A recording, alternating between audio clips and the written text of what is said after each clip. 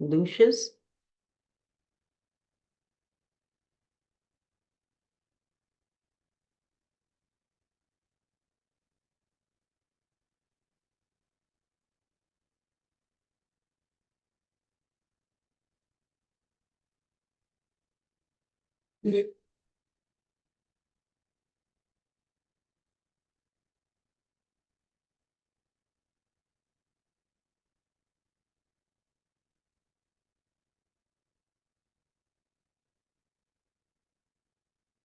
Tanzania High Commission London, can you unmute, please? Waheshimiwa wageni waalikwa, mabibi na mabwana, na wasalimu kwa jina la Jamhuri ya Muungano wa Tanzania. Awali ya yote ni wakaribisheni wote katika mkutano wetu huu muhimu ambao utaangazia namna ya kufaidika na fursa mbalimbali za ufadhili wa elimu ya juu. Nianze tu kwa kusema kwamba huu ni mwendelezo wa juhudi ambazo zinafanywa na ubalozi wetu wa Tanzania hapa Uingereza na Jamhuri ya Ireland katika kutafuta fursa mbalimbali kwa ajili ya Watanzania. Kama itakumbukwa, tarehe 13 mwezi Januari tulikuwa na mkutano kama huu ambao unaangazia sekta ya afya, lakini leo ni zamu ya Wizara ya Elimu.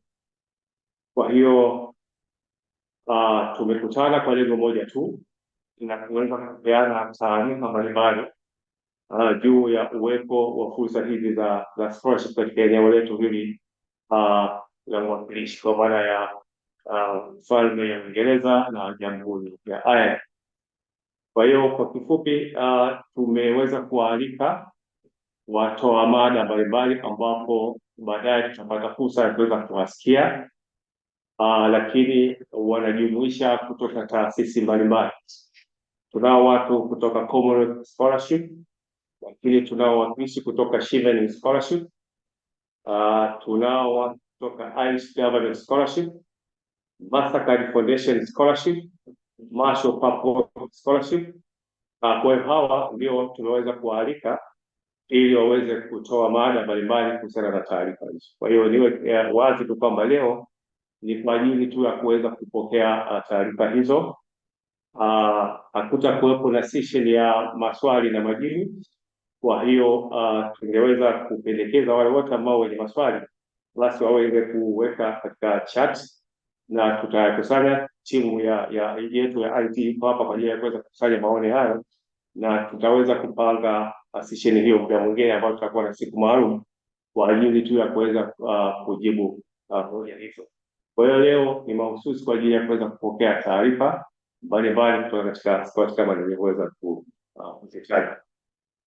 Kwa hiyo baada ya kusema hivyo, niseme tu kwamba baada ya presentation hizo tutapata fursa vile vile ya kuweza kusikia ushuhuda kutoka kwa wanufaika wa scholarship mbalimbali ambao tumeweza kualika, ambao na wao watapata fursa ya kuweza kueleza ni namna gani wanaweza kunufaika na scholarship hizi. Kwa hiyo sasa nirudi kwa moderator mwenzangu Bi Mese Kitonga aweze kufanya recap ya haya niliyozungumza kwa lugha ya Kiingereza ili wageni wetu waweze kuweza kufuatilia. Baada ya hapo atachukua jukumu la kumkaribisha mheshimiwa balozi ambayo atatoa neno lake na hatimaye kuweza kumkaribisha mgeni wetu rasmi ambaye ni Mheshimiwa Waziri wa Elimu, Sayansi na Teknolojia aweze kutoa neno la ufunguzi kabla tukianza rasmi uwasilishaji wa mada. Bi Mese Kitonga, tafadhali.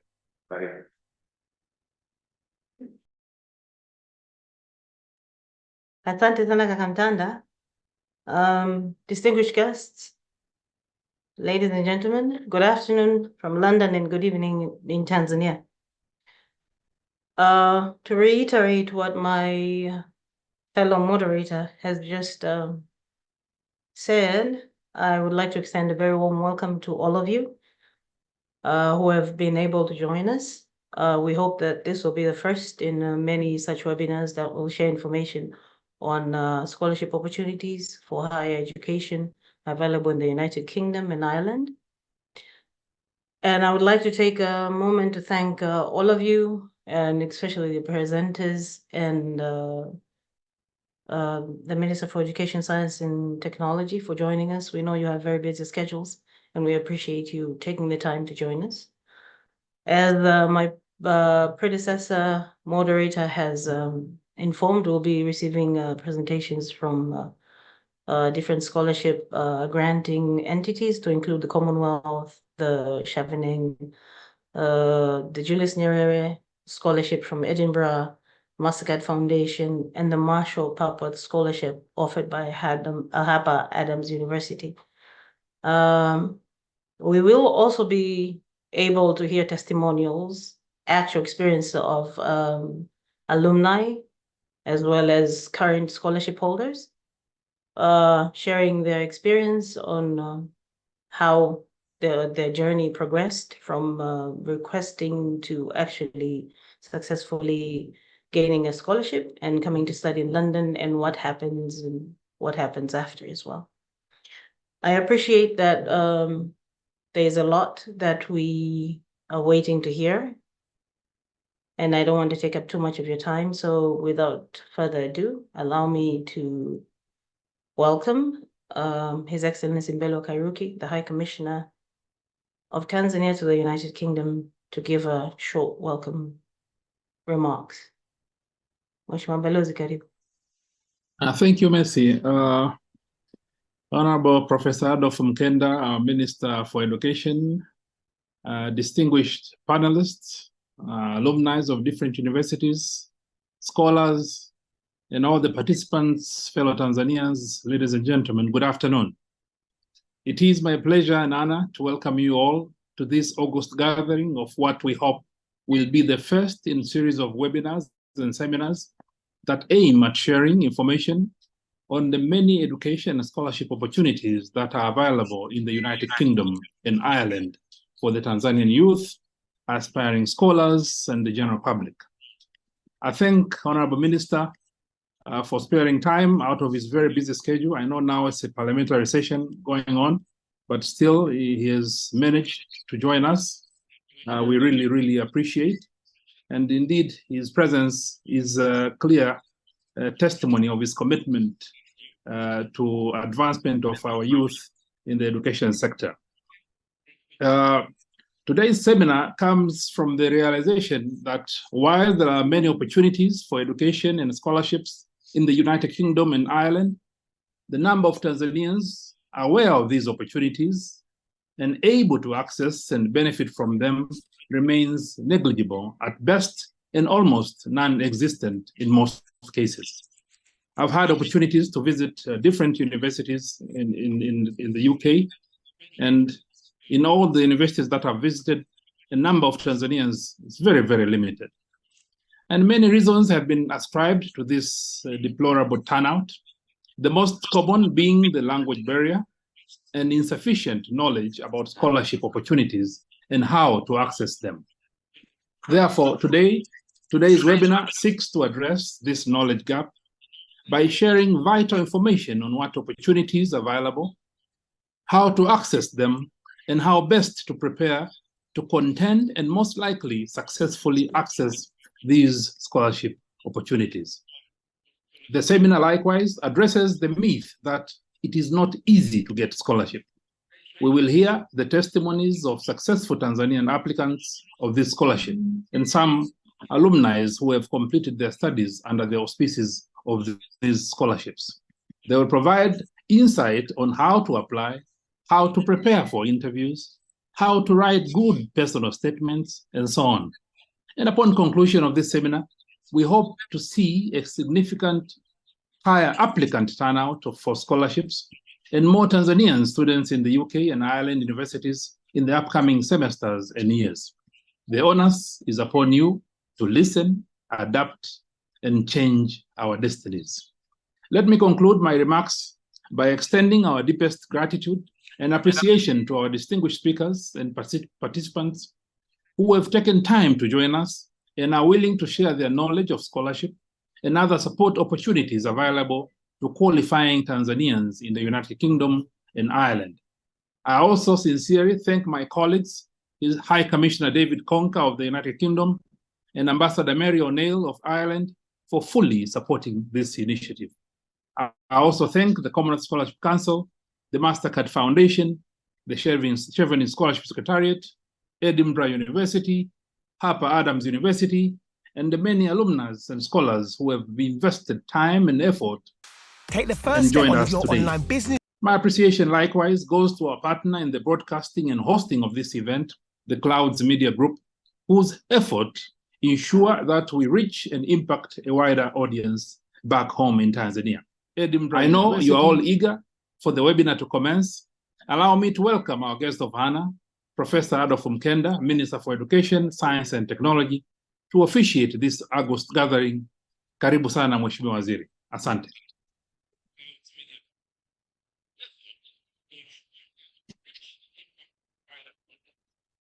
Thank you very much. Asante sana Mheshimiwa Balozi Mbelwa Kairuki. I'll start brief statement in Kiswahili and then very brief in English so that we get started. Mheshimiwa Balozi wetu Mbelwa Kairuki pamoja na timu yako yote, Messi Kitonga na wote mlioko hapo, mkurugenzi wa elimu ya juu Profesa Msofe ambaye naye yuko ameungana sisi, washiriki wote wa webinar hii, habari za saizi. Salama Mheshimiwa.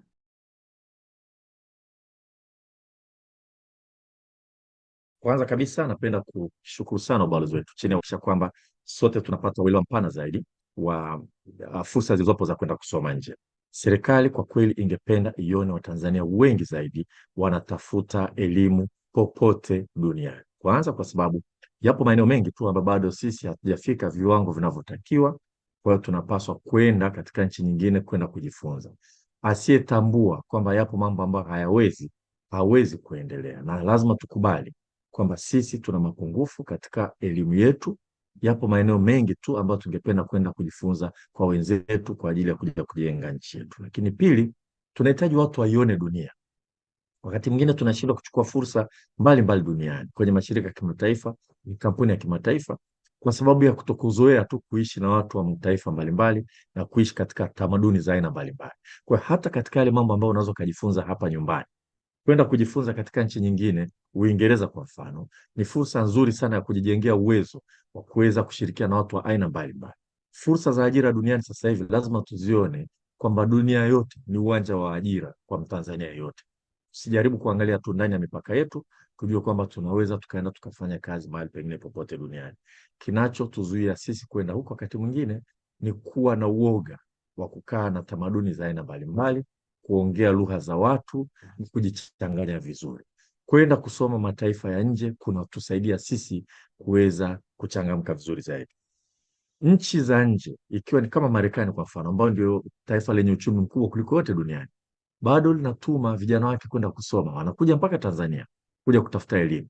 Sembuse sisi katika viwango vyetu. Kwa hiyo nashukuru sana Mheshimiwa Balozi kwa fursa hii ambayo kwa kweli tutaipigia chapuo, na napenda sana nikuhakikishie kwamba tunaunga mkono 100% na tutafanya kila liwezekanavyo kuhakikisha kwamba fursa hii na fursa nyingine zote ambazo zipo huko duniani tunazichangamkia. Na sisi huku tuna mipango mingine tutaitangaza karibuni kwa ajili ya kuongeza tu fursa za watu kwenda kusoma nje, ambayo tutaianzisha sisi. Itakuwa ni kuchagua masomo ya kwenda kusoma hasa katika maeneo ya sayansi na mambo ya tehama. Lakini kwenye hili Mheshimiwa Balozi umesema vizuri, Watanzania bado hatuchangamkii hizi fursa. Hatuzichangamkii kwa sababu nyingi tu kama ulivyozisema, lakini sehemu moja wapo pengine watu hawajui umuhimu wa kwenda nchi za nje kwenda kuishi na kujifunza tamaduni za wenzetu na kujifunza kule. Lakini pili, hawajui hizi fursa zinapatikana vipi.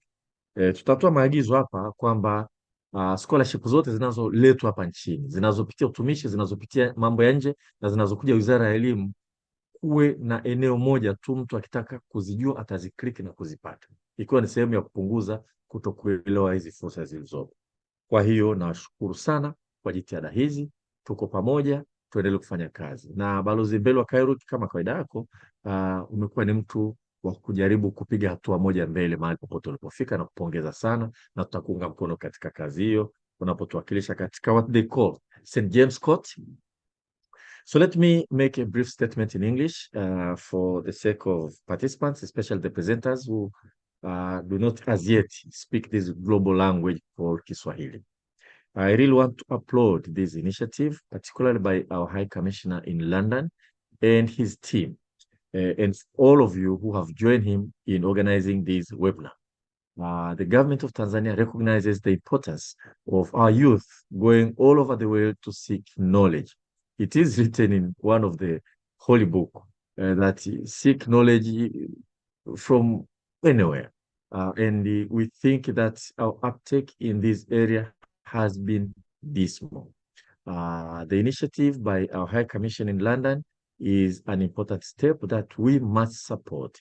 And I want to assure all those who came forward to try to explain and give us an exposure about the opportunities that are available in the United Kingdom and the Republic of Ireland, that the government appreciate your effort, will support this initiative, and will work very hard to encourage our youth to seek education opportunities in the UK and Northern Ireland. And on our part, we are going to try to create an environment where knowledge about these opportunities can be quickly availed to the population in the country. And we are going to collect all the information about scholarships in the UK and elsewhere to make sure that one can get that information in our website. And we'll continue to make announcements in our media and social media to encourage people to go and study. I call upon those who are giving scholarships not to give up because of the dismal uptake, because at least we see now initiative and the effort to move forward. I will be in London, I think, for the World Education Forum. Your Excellency Bello Kairuk will be together. Maybe we'll have further discussions about this. Now, I don't want to take all the time because really what matters is for people to have an opportunity to hear the presentation and encourage them to participate. So I'll take a while to listen a little bit before I attend to other activities. So we are together in this. Sasa kazi iendelee. Asante sana. Asante sana Mheshimiwa. I am not sure I need to recap that because we got a very concise recap from the Honorable Minister. Just allow me, on behalf of you all, to thank Honorable Minister for Education, Science and Technology, once again for joining us and for those wise words. With due recognition that this is the topic that has been very, very, very anticipated, I will just run you quickly through the presentations that are coming in a few minutes. We will start with the presentation from on Commonwealth, be followed by the Chevening, and then we'll hear about a unique scholarship opportunity from the Julius Nyerere Scholarship of Edinburgh University. We'll have a presentation on scholarships offered by the Irish government, the MasterCard Foundation, and the Harper Adams University, before moving on to testimonials. I take this opportunity to welcome our first speaker, Scholarship Program Officer, Mariam Goshal-Veli. Karibu sana. Hello, thank you very much for introducing. Allow me to share my screen and I'll start the presentation.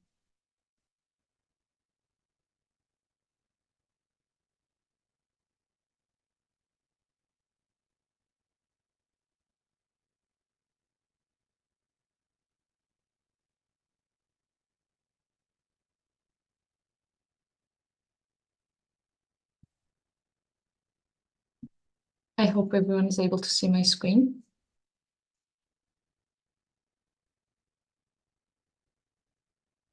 Hello, everyone, once again, and thank you for the host for inviting me and for hosting this webinar. Let me introduce myself. My name is Mariam, and I'm a program officer for working for the Commonwealth Scholarship. In this presentation, I will cover topics such as information about Commonwealth scholarships, CSC development themes, value of the scholarship award, our programs, key dates, and eligibility. I will talk a little about the alumni network. First of all, I will start off with a little information about what are Commonwealth scholarships. Established by Commonwealth Education ministers under Commonwealth Scholarship Fellowship. Sorry, can you still see my screen? Yes, Mariam, we still can. Oh, sorry.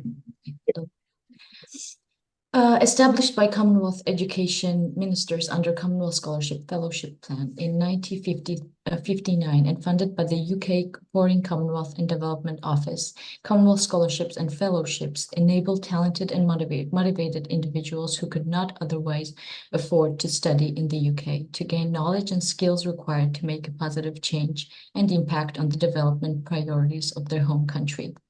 The CSC awards around 700 scholarships and fellowships for postgraduate study and professional development each year, and each year with 1,600 scholars on award in total each year.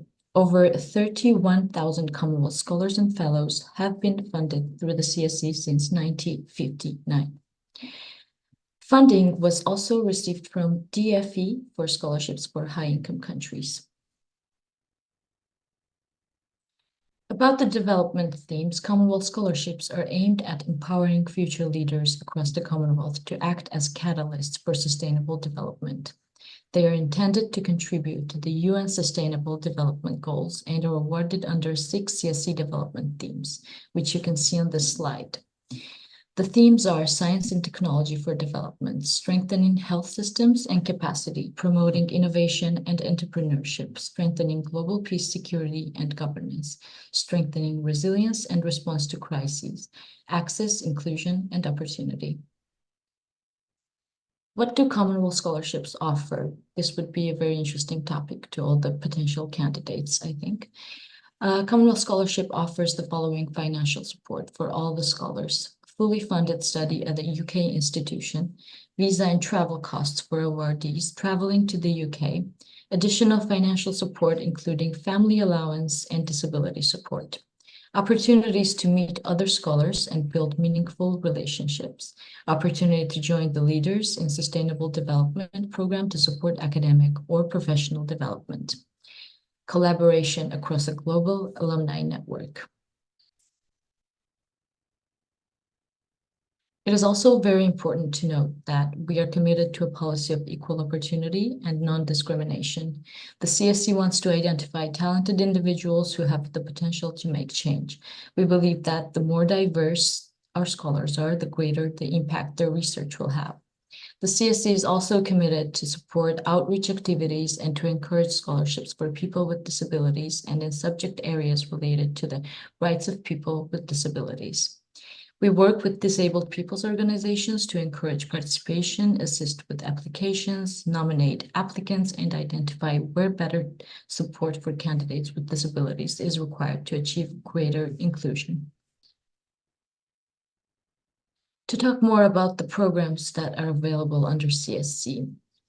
CSC has 7 unique scholarship programs offered across the Commonwealth. CSC programs include Commonwealth PhD scholarships.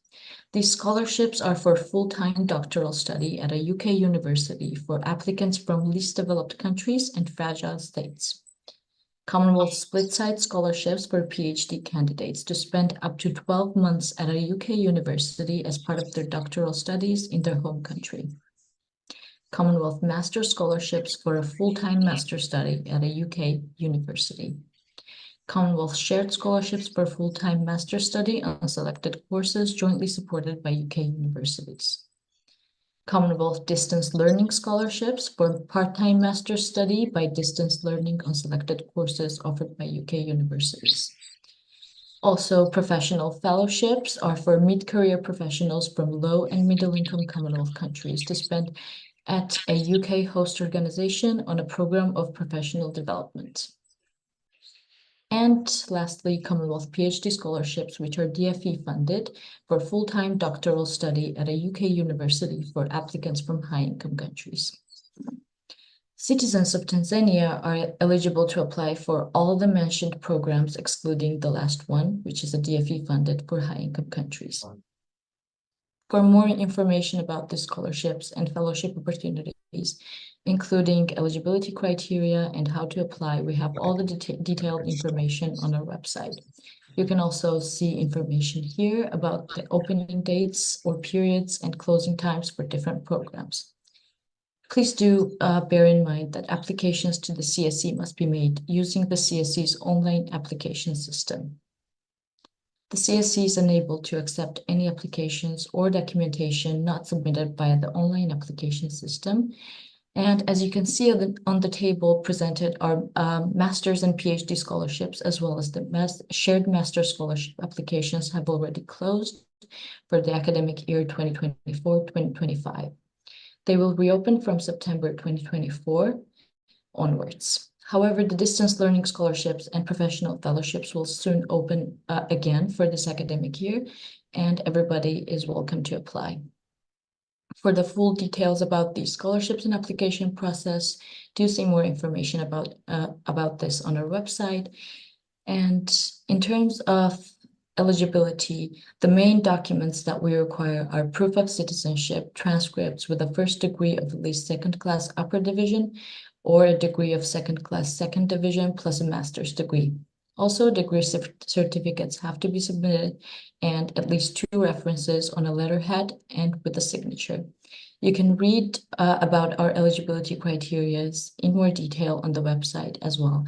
As for the selection criteria for the scholarship applications will be considered according to the following selection criteria, as you can see on the slide: academic merit of the candidate, quality of the research proposal, and potential impact on the development of the candidate's home country. Also, I will talk a little bit about the alumni network. Upon finishing their scholarship or fellowship, Commonwealth alumni join a thriving global community of Commonwealth alumni who are working across a range of sectors and fields, affecting real change and development impact at a local, national, and international level. The CSE Alumni Network provides opportunities for alumni to stay connected and share their work and development impact. Activities include Development in Action webinar series, Alumni Community Engagement Fund, CSE Research Impact Awards, Alumni Advisory Panel, and also publications including Commonwealth Knowledge Magazine and Development Impact Stories. I hope this has been helpful and informative for everyone. If you should have any additional queries or questions, as I have mentioned before, we have a very extensive information available on all of our scholarship on our website, the link which you can find on this last slide. Thank you very much for having me, and I hope this has been helpful. Thank you, Mariam, for the presentation. Unfortunately, we lost some of the slides in the middle, but we are going to send a link to all our participants after. So I think they will be able to use the slides for reference. That's good. Can I now welcome Mr. Sylvester Ernest from the British High Commission to present on the Chevening scholarships. Thank you very much, Mercy. Please allow me to first introduce myself, and then I'll share screen. So my name is Sylvester Ernest Mavwawa. I currently work as a senior political officer at the British High Commission in Dar es Salaam. So I'm presenting on behalf of the Chevening Scholarship, but I also happen to be a beneficiary of this scholarship. Very happy to see a few faces that I know, including His Excellency Mberwa Kairuki, who is also a beneficiary of this scholarship. So I will take you through a few slides. And then if there is any question, I'll be happy to answer. As you can see, people online, perhaps there'll be a few questions. So I'll be online checking after my presentation so that we can all be on the same page. Can you see my slides? Yeah, thank you. Yeah, so what is the chevening? What is chevening? So this is a scholarship offered by the UK government, like the Commonwealth Scholarship. This is also offered by the UK government through the FCDO. This is the ministry, basically the Ministry of Foreign Affairs of the United Kingdom. So it seeks to help future leaders attain higher learning in the UK. So you are actually free to apply and go to any UK university. And if you are able to get an opportunity at any UK university, that means we are able to give you the scholarship. That means you also qualify to get the scholarship. There are a few criteria which I'll be mentioning as we go along, but basically, if you can get an opportunity at a UK university, then you can get this scholarship as well. So who should apply? Well, anyone, provided you have your first degree, provided you are accepted at a UK university, but more importantly, if you assure us that after your studies, you'll be coming back home, because this scholarship seeks actually to help Tanzanians attain higher learning education in the UK, but come back home and help the country. So you need to assure us that you will be coming back home after your studies. So here are a few eligibility criteria. Like I said, you have to be one of the citizens, or you have to be a citizen of one of more than 160 chevening eligible countries or territories. Tanzania is one of them. You can have a second degree, actually. We are saying here that you need to be having an undergraduate degree, but it's okay if you have a master's degree as well. If you want to get another master's degree, then this is for you. So you need to have at least 2 years of work experience. And what do we mean when we say work experience? At least 2 years since you left your undergraduate degree. So you might be employed, you might be self-employed, you might be volunteering somewhere, you are eligible. More importantly, because this scholarship seeks to help future leaders, you have to demonstrate outstanding future leadership potential.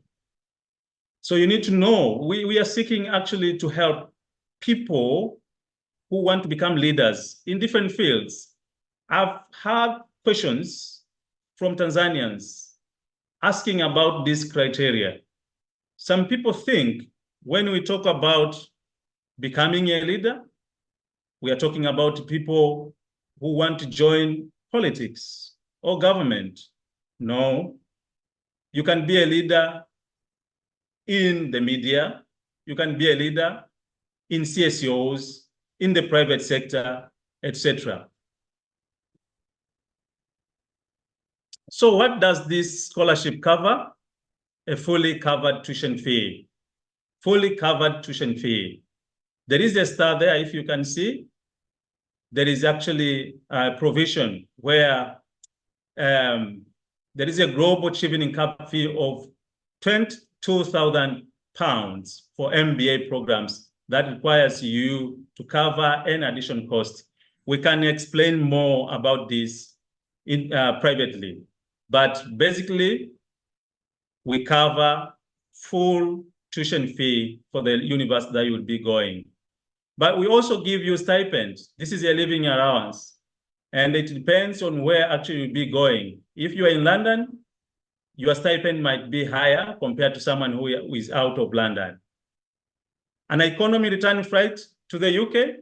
So some people have been asking whether in between their studies, they want to come back home for holiday or for leave, whether we'll be able to, to fund their flight. No, we are giving you a return flight. So this is when you are going to the UK and when you are coming back. If you want to come home in between, you can fund that for yourself. But we also give additional grants to cover essential expenditures. If it's research, then you can speak to your program officer. If you feel ill, seriously ill, or any social problem that requires the UK government's attention, then speak to your program officer and he or she will be able to have you sorted. So what else can you gain from achieving scholarship? Well, this is a program which offers more than you going to a lecture room. There are a series of other activities which are arranged by the UK, the Achieving Secretariat, for you to be able to experience more stuff happening in the UK, but also network with other achievers coming from across the globe. But also we offer internship opportunities. I know a lot of people who had opportunities to do internship at, for instance, the BBC. But you become one of ours, one of the members of the global network, which consists of more than 55,000 change makers, which includes senior leaders in government. We have high commissioners, as you will see, but we have had a president who was also a member of the Achieving Scholarship. So this scholarship started about 40 years ago. As we speak, we have more than 55,000 beneficiaries who are spread across the world. So they include innovators working in different fields, people in climate change, people in championing gender equality, people working in journalism, in politics, in law, in business, and many other fields that you might know. In Tanzania, over 40 years, we have had more than 300 proud alumni who have a strong network and make an impact in their fields.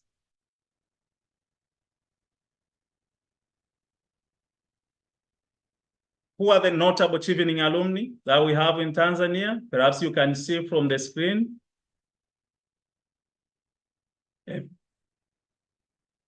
Some few faces that you might know.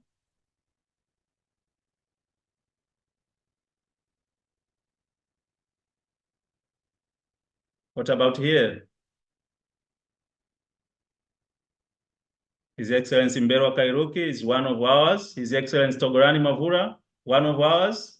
Karo Ndosi, and many others. Many others. So what is the application timeline? As we speak, the application window is closed. Actually, starting this month, February, we'll be running the interviews for the next scholars. The application window opens in September. So those who are online, please mark the dates. September, the application window opens and it runs for about 2 to 3 months. You will get all this information through our networks. We do the initial sifting in November, but by February, we shortlist those we will call for interview. The interview period is between February and April, and by June or July, you get to know whether you're successful or not.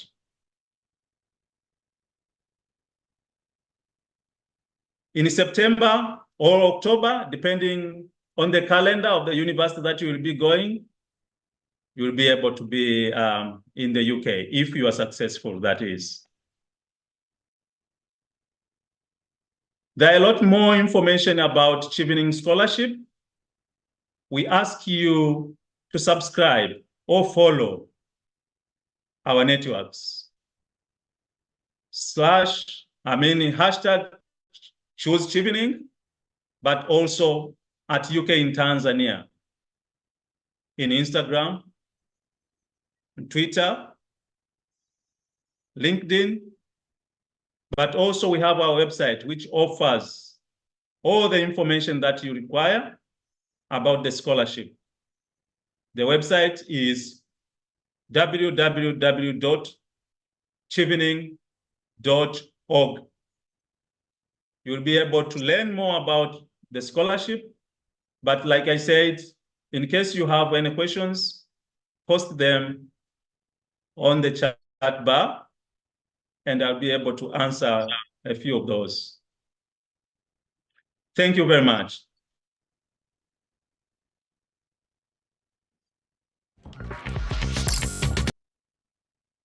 Asante sana Kaka Sylvester. And indeed, save the date for the next Chevening interviews. The next presenter will be Dr. Hazel Gray from Edinburgh University, and she will be presenting on a scholarship that is very close to our hearts. It honors the founding father of our nation, the late Julius Kambarage Nyerere. Karibu sana, Dr. Hazel. Asante sana. Habari za jioni. I'm very delighted to be here today, and I applaud this initiative to raise awareness about scholarships across the UK and Ireland. And I'm particularly honoured to be here on behalf of the University of Edinburgh and the Centre of African Studies to talk to you today about a particular scholarship that is open to Tanzanian applicants, the Nyerere Scholarship. So I'm going to share my slides now.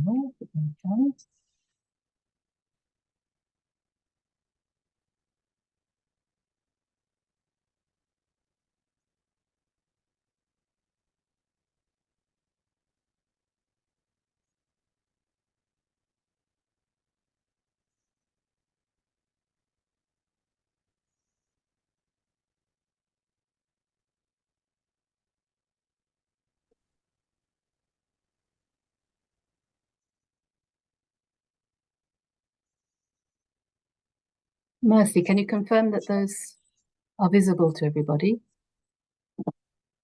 Yes, Dr. Gray, we can definitely see them. Okay, thank you very much. So as I mentioned, I'm going to be talking about a particular scholarship, the Julius Nyerere Scholarship at the University of Edinburgh in Scotland. So the University of Edinburgh is a very old university in the UK, established 425 years ago. It's one of the top universities in the UK. It's currently ranked 16th in the QS World University Ranking. And as well as being one of the top academic universities in the world, we pride ourselves in being a very international university with students from every single continent. We are in the top 20 most international universities in the world. So students who come to study with us not only have the experience of living and studying in Scotland, but also have the opportunity to make connections with over 13,000 international students, as well as students from the UK. The university has long and deep connections with the African continent.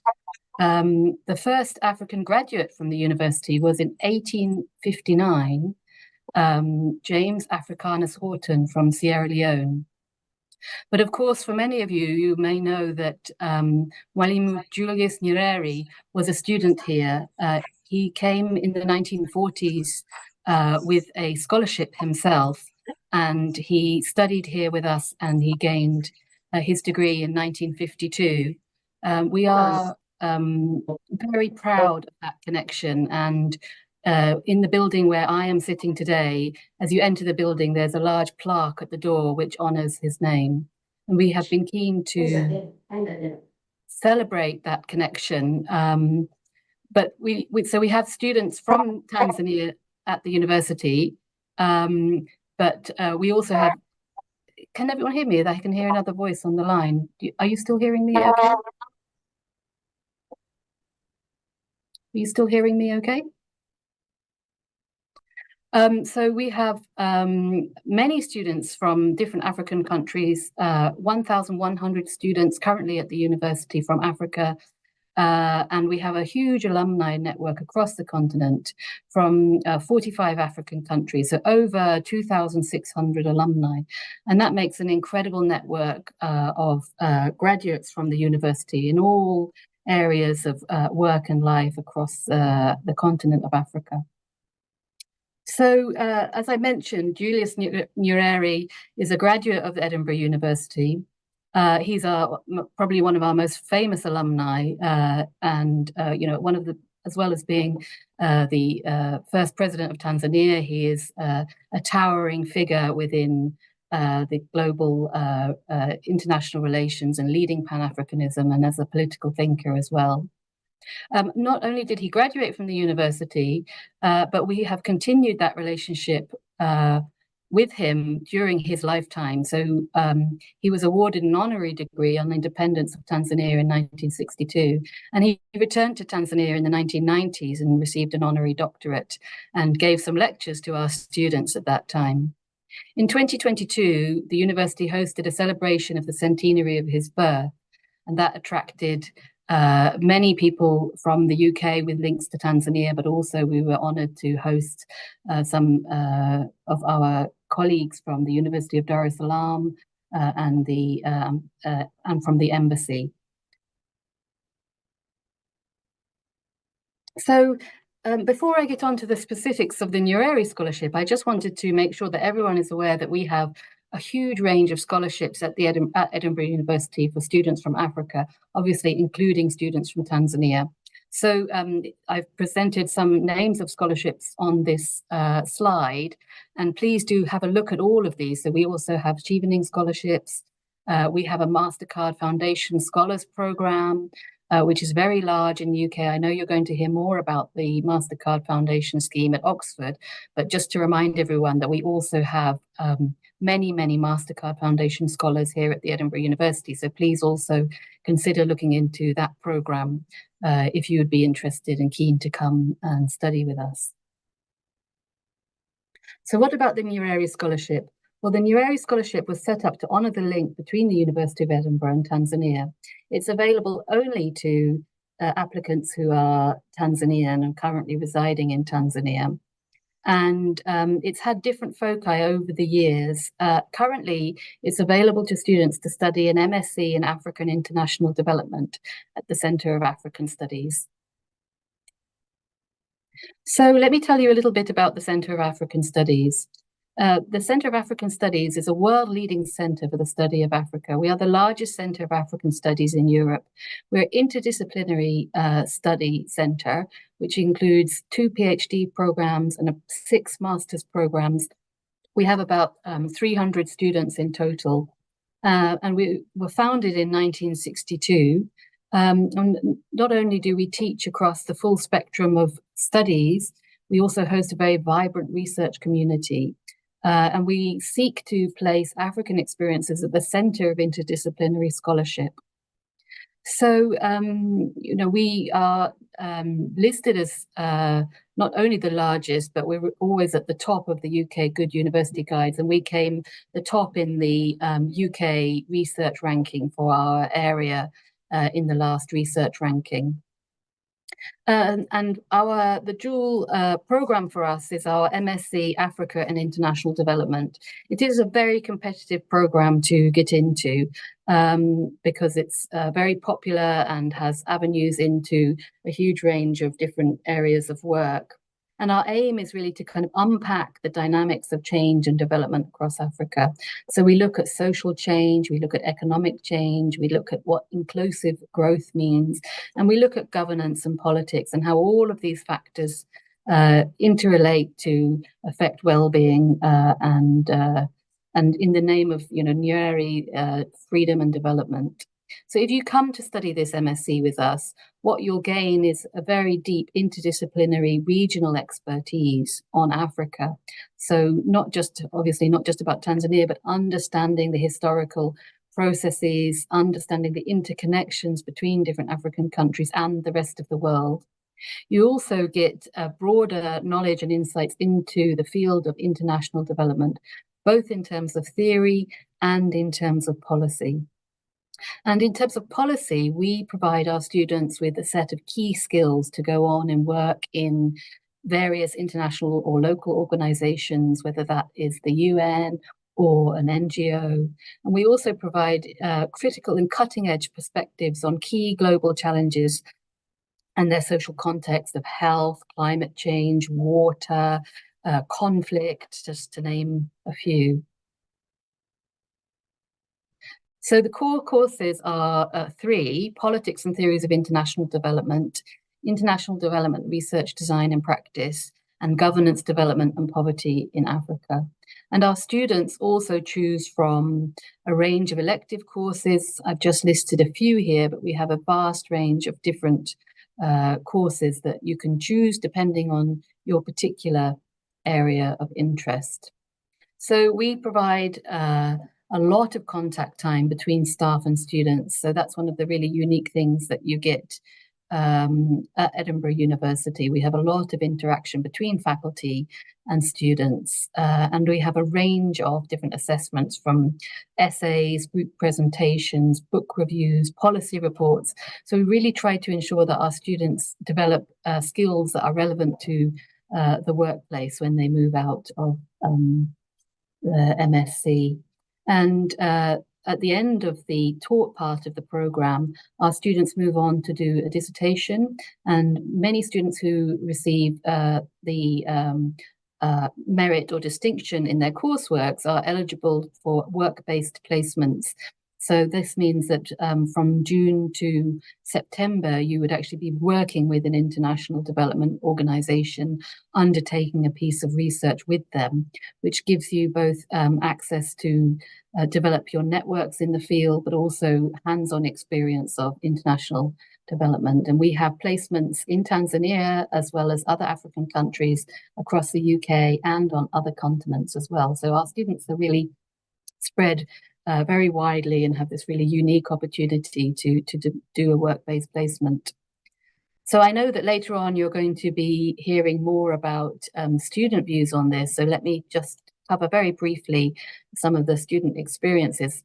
In this picture, you see a group of our MSc students, and they're standing outside a Scottish house in the Highlands that we take our students to in a study retreat each year, where they get to develop study skills and also have a unique Scottish experience. Our students are incredibly international. So this is a picture of the distribution of our students, as you will see, from a range of African countries, European countries, and North America.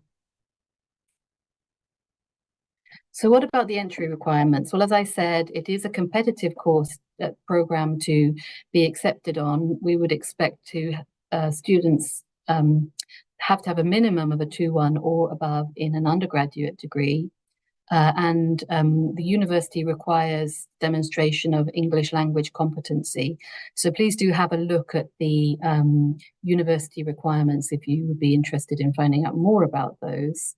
There are various English language tests that the university accepts. And as with all of the programs in the UK, it's something which requires some advanced planning. So both the visa and the English language test, don't leave applications to the last minute, because these can take some time to organize.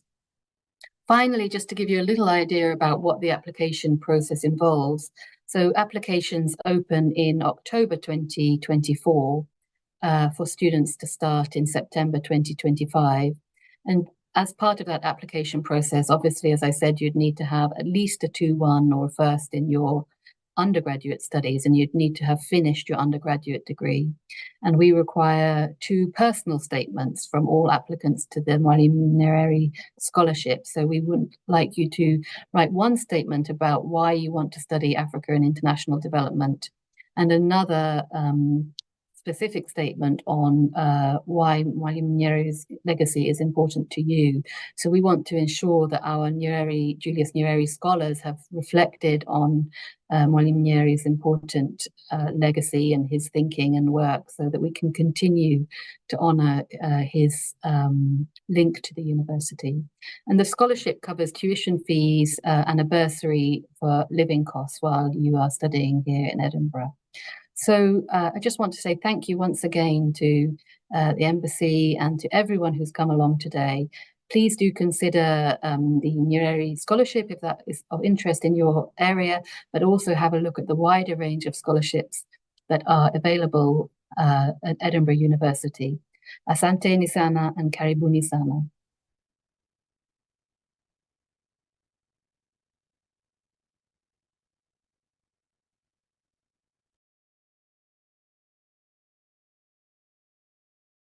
Asante sana, Dr. Hazel, and particularly for informing us of other opportunities that are also available. Can we now get a presentation from Mr. Frederick Chiara?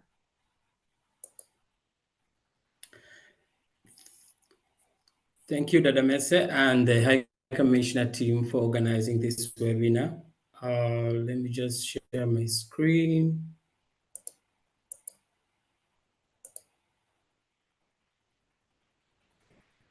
All right, I hope everyone can see my screen now.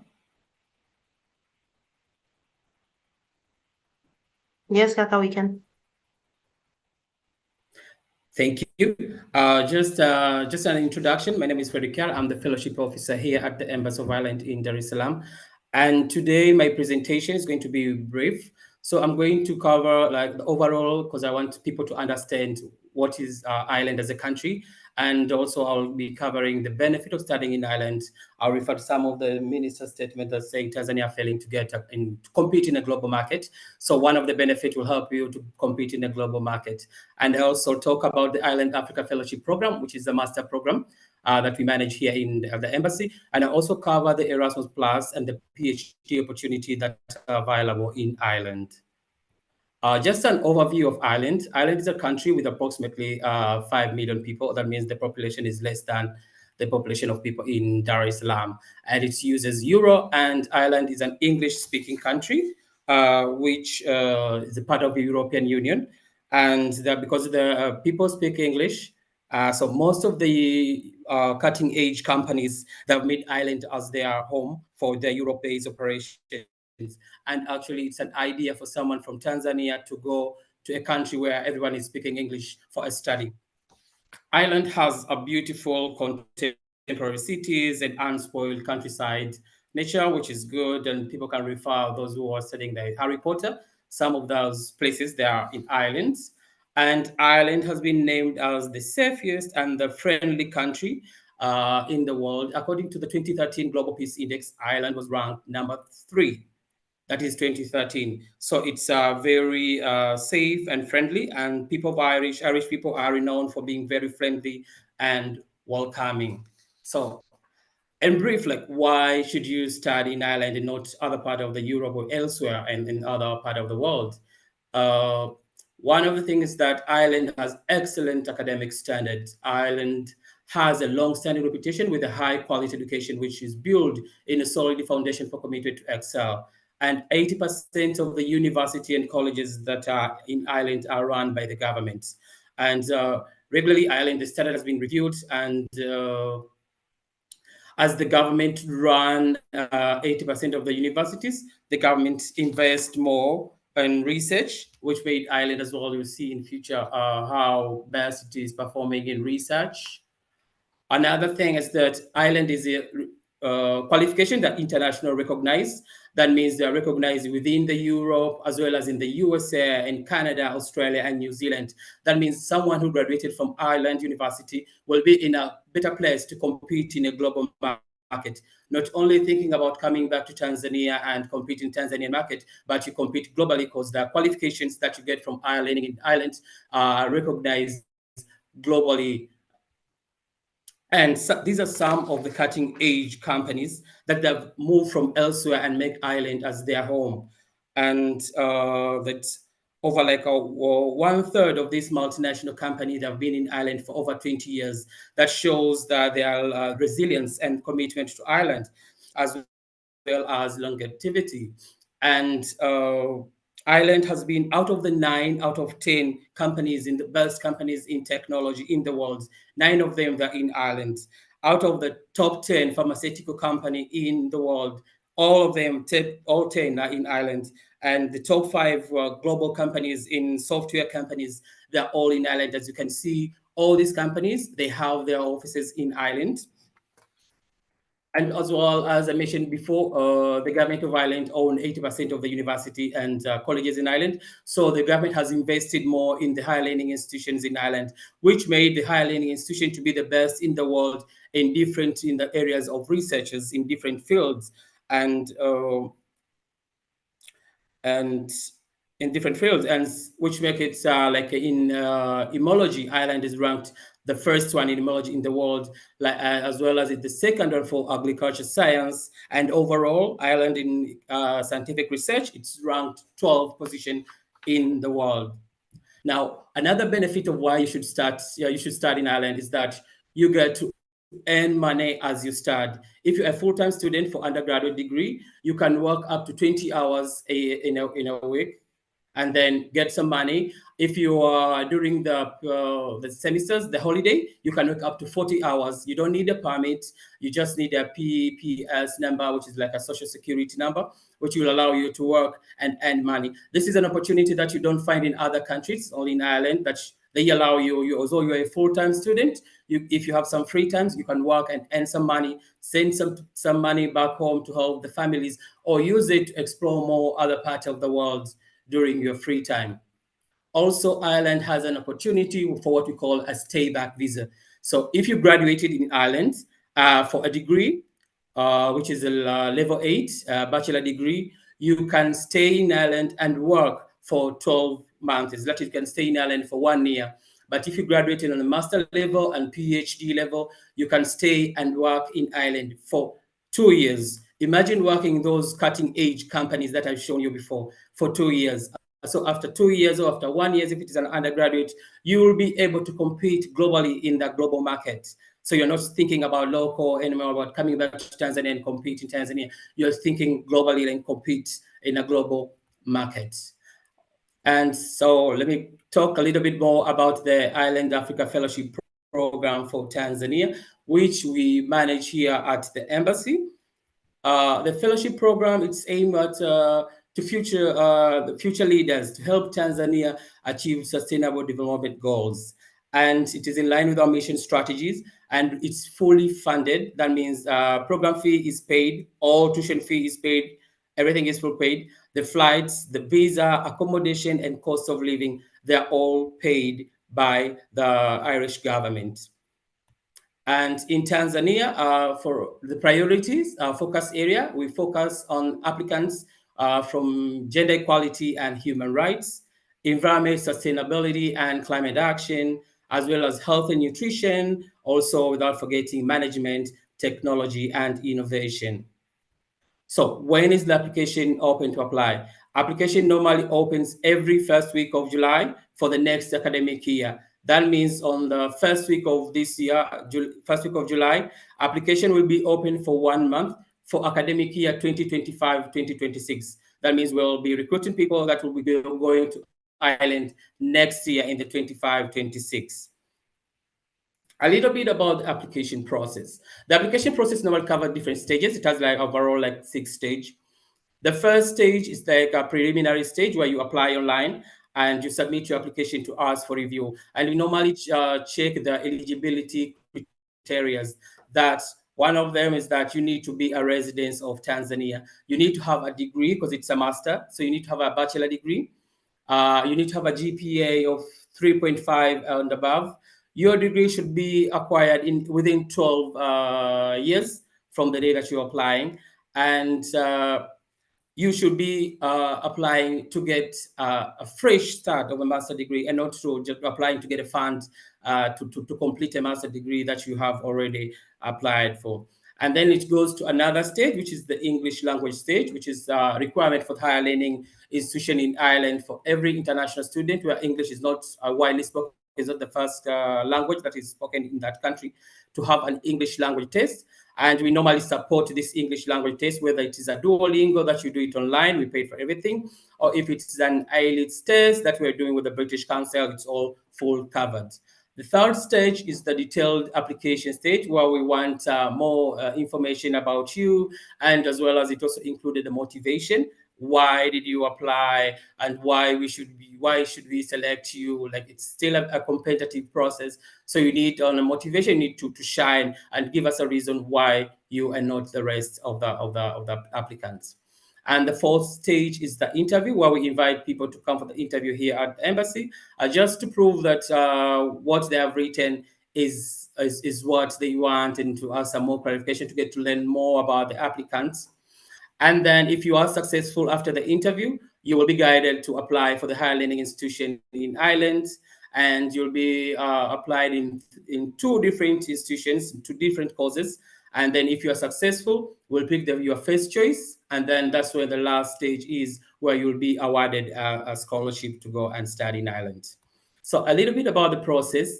On the personal information, you should be very comfortable to share your personal information, like the name, gender, nationality, the country of residence, because that's how also it helps us to see if you qualify, because it's mainly for Tanzania and people who are residents in Tanzania. So if you are Tanzania and you're residents elsewhere, you don't qualify for this, because we want people who are Tanzania who can come back and help Tanzania achieve sustainable development goals, all those 17 sustainable development goals.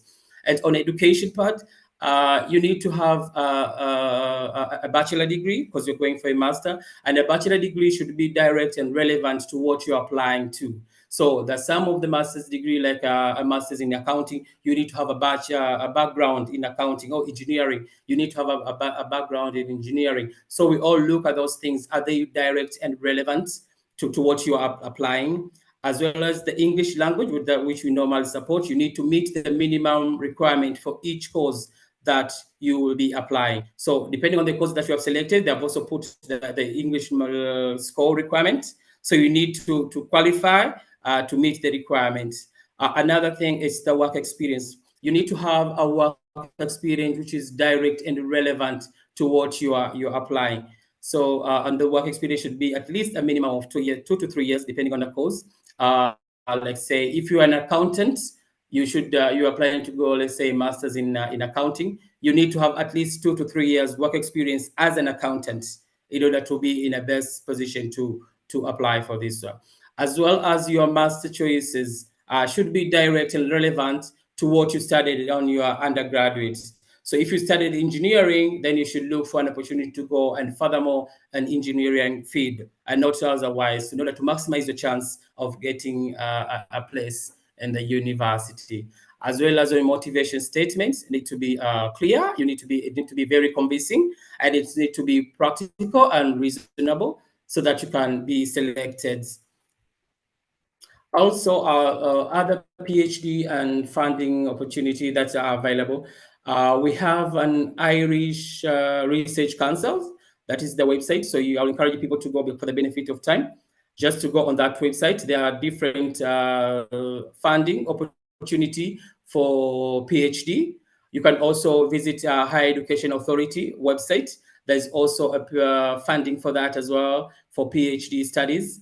And also, as communicated before, Ireland is part of the European Union, and according to the European Union, they have this scholarship, which is called Erasmus Plus. The Erasmus Plus is a scholarship that allows applicants to study in at least 3 different countries, in 3 different cities, in 3 different universities. And Ireland, being part of the EU, they were also in collaboration with the EU to study. So you might study like 1 semester in Ireland, another semester in another country, in another city in a European country, and another semester in another city in another country. So that's how the Erasmus Plus work. And for Erasmus Plus application will be open in the next 7 days. So I encourage people who wants to go for the masters to check the website, the Erasmus Plus, because application will be open soon in the next 7 days from today, and to see if they meet the criteria and apply. Just in brief, those are your contacts. So if you wish to study in Ireland, we have an organization called Education in Ireland. So you can visit Education in Ireland, has all the information about Ireland, our learning institution. All our learning institutions have been all linked in one website. I'll also encourage you all to visit the Ireland Africa Fellowship Program website, which the application will open first week of July, and to see and to hear some testimony from fellows. Sorry? Yes. And lastly, if you have any question or concern, you can also visit our website, embassy website, the Embassy of Ireland in Dar es Salaam website, as well as please follow us on Twitter, because all the information, all these opportunity that comes, we normally share with a wider community through our X, or formerly known as Twitter. So I encourage you all to follow our Twitter account, our X account, for more information about more opportunities of studying in Ireland. Back to you, Mercy. Thank you.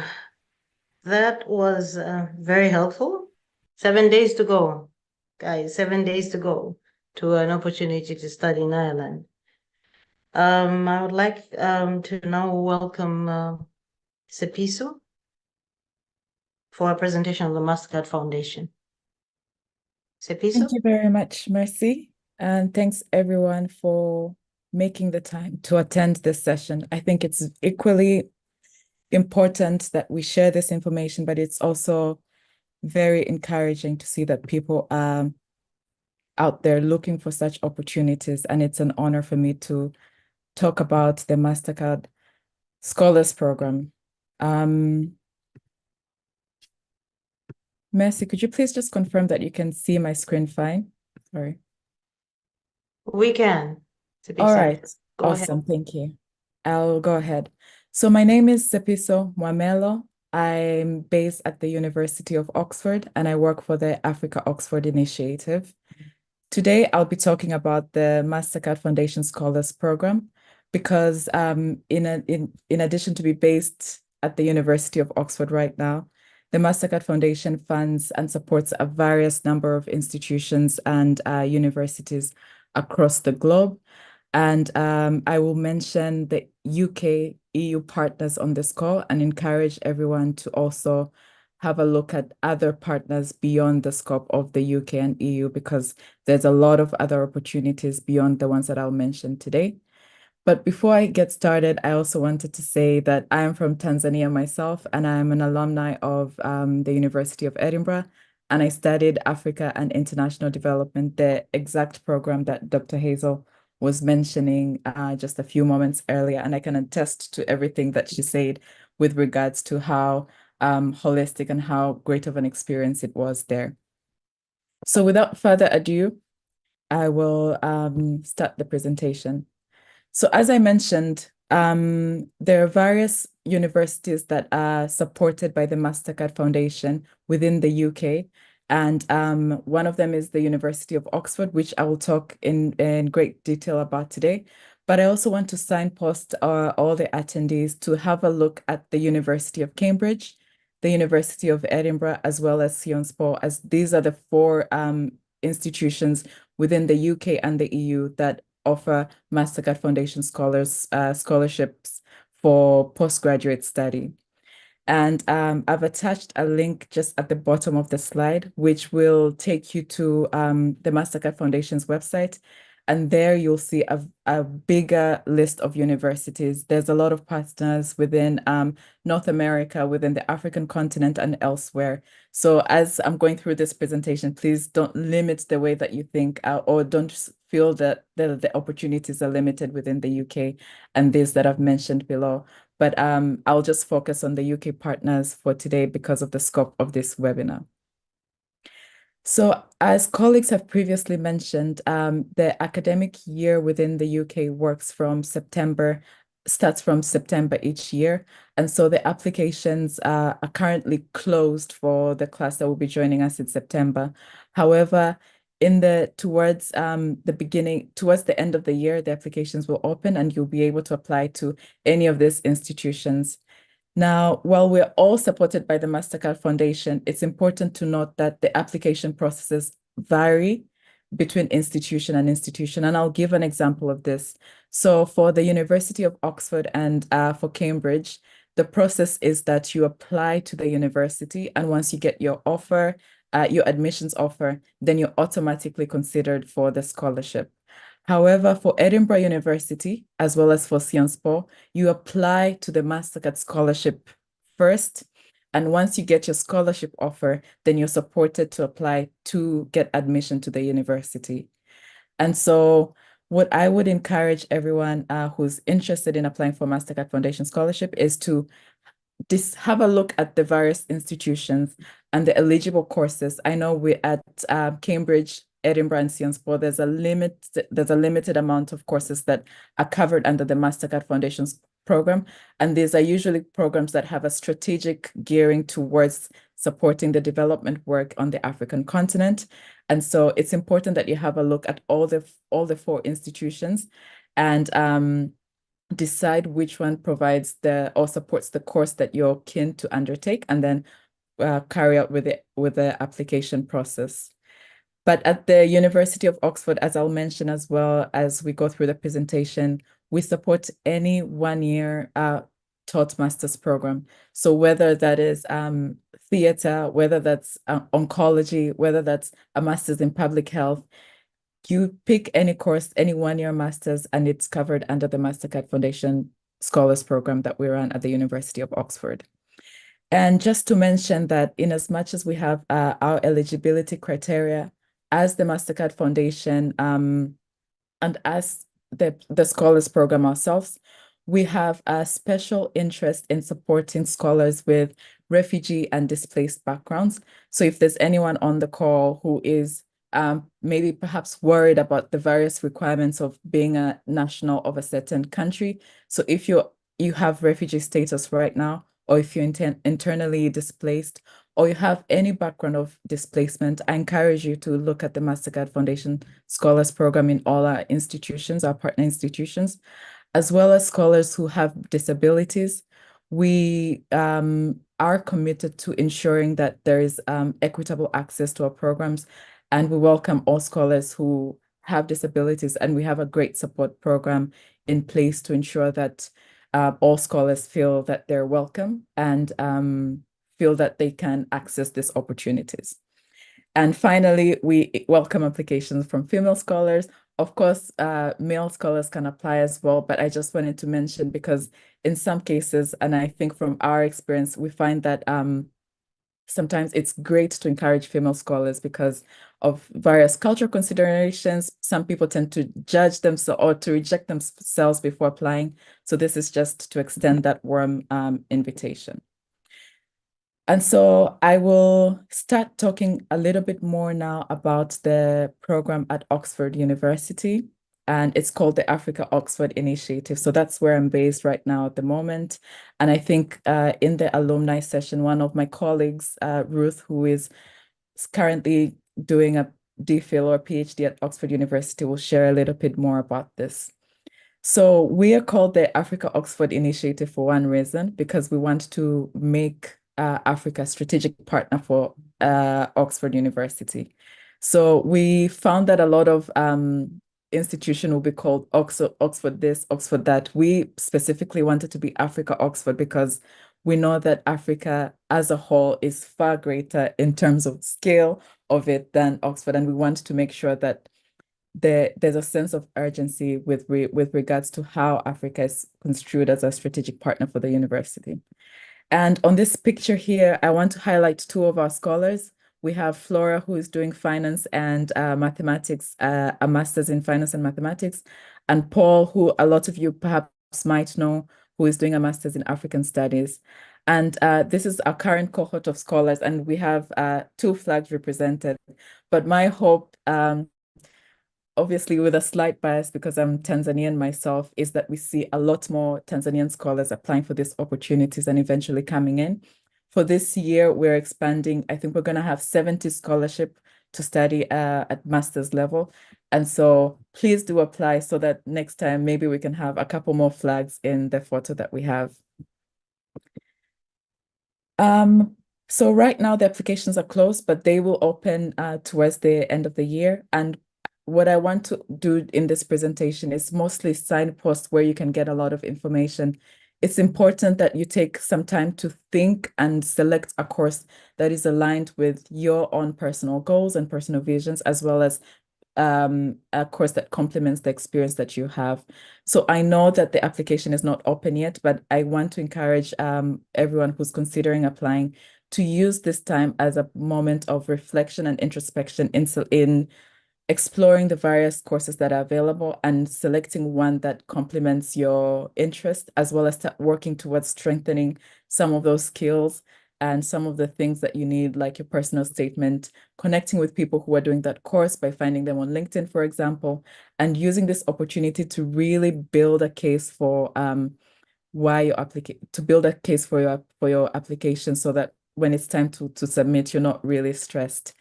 And in June, starting from July and August, we have a mentorship program that's run by the African Society at the University of Oxford. And this is a program which matches current students and alumni with prospective students, so students who want to apply, and they will provide one-on-one help with regards to how to write an application. So, for example, if you are interested in doing a master's in public health, for example, we'll match you with a current scholar or alumni who has experience in a similar field, who can support you in writing your personal statement, as well as putting in the best application possible. I'll speak very briefly in Swahili, ili mnielewe vizuri.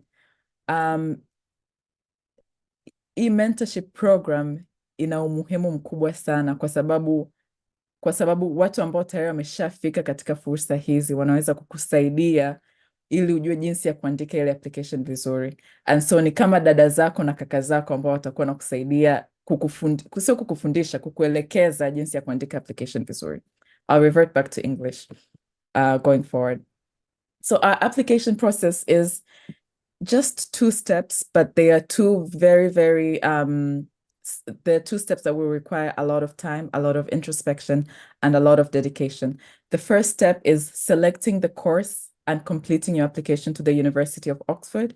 And then once you do that, you will automatically be added to our list of the AFOC Scholarship Program, and we'll conduct a very brief interview it's a panel interview, and then you'll be given your decision after attending that interview. So in order for you to get to the point where you're applying for the scholarship, you need to have your Oxford admission. And that's why I'm like trying to really mention the mentorship program, because that will help you put in the best application forward so that you'll pass the first hurdle, and then you can be interviewed for our scholars program. And also just to say that the deadlines are very different for each course. So we have December deadlines and we have January deadlines. So this would be for the class that will be starting in 2025 September. We'll have deadlines in December this year and January next year.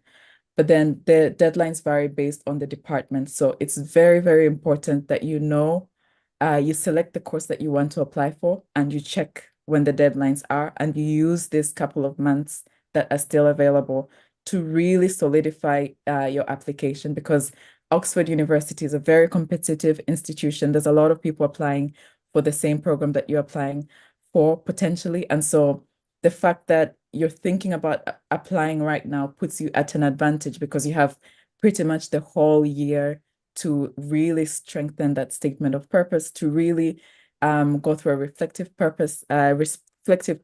process yourself, and to really solidify the why you're applying, and also put in great application. And for the scholarship program, I think this goes for the wider Mastercard Foundation network. We're looking for scholars who have a commitment to the African continent. So because at the end, we're all here to do the same thing, more or less, which is to create basically an army of leaders who will transform the African continent. And so we are looking for students who have a commitment to Africa's development, and students who have exhibited leadership capacity and leadership skills within their communities.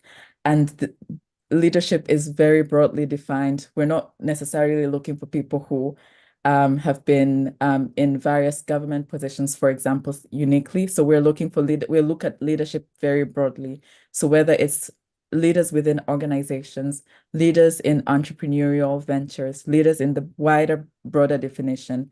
And we're also looking for somebody who is aligned with the values of the Africa Oxford Initiative, as well as the Mastercard Foundation Scholars Program in general. So we offer a very comprehensive program. It starts from before you arrive to Oxford, and it ends after you finish your studies here. So pre-arrival, we provide support with all the costs, and we know that these costs are significantly growing. So we provide visa, flights, NHS surcharge, and we onboard all the scholars through an online orientation, an online call get together, and we we have our student facilitators who will provide answers to very important questions. I think sometimes there's a lot of anxiety, for example, like mchicha unauzwa wapi in the UK and things like that. So we provide support in before you arrive, dealing with some of those anxieties and just making sure that the transition to the UK is seamless.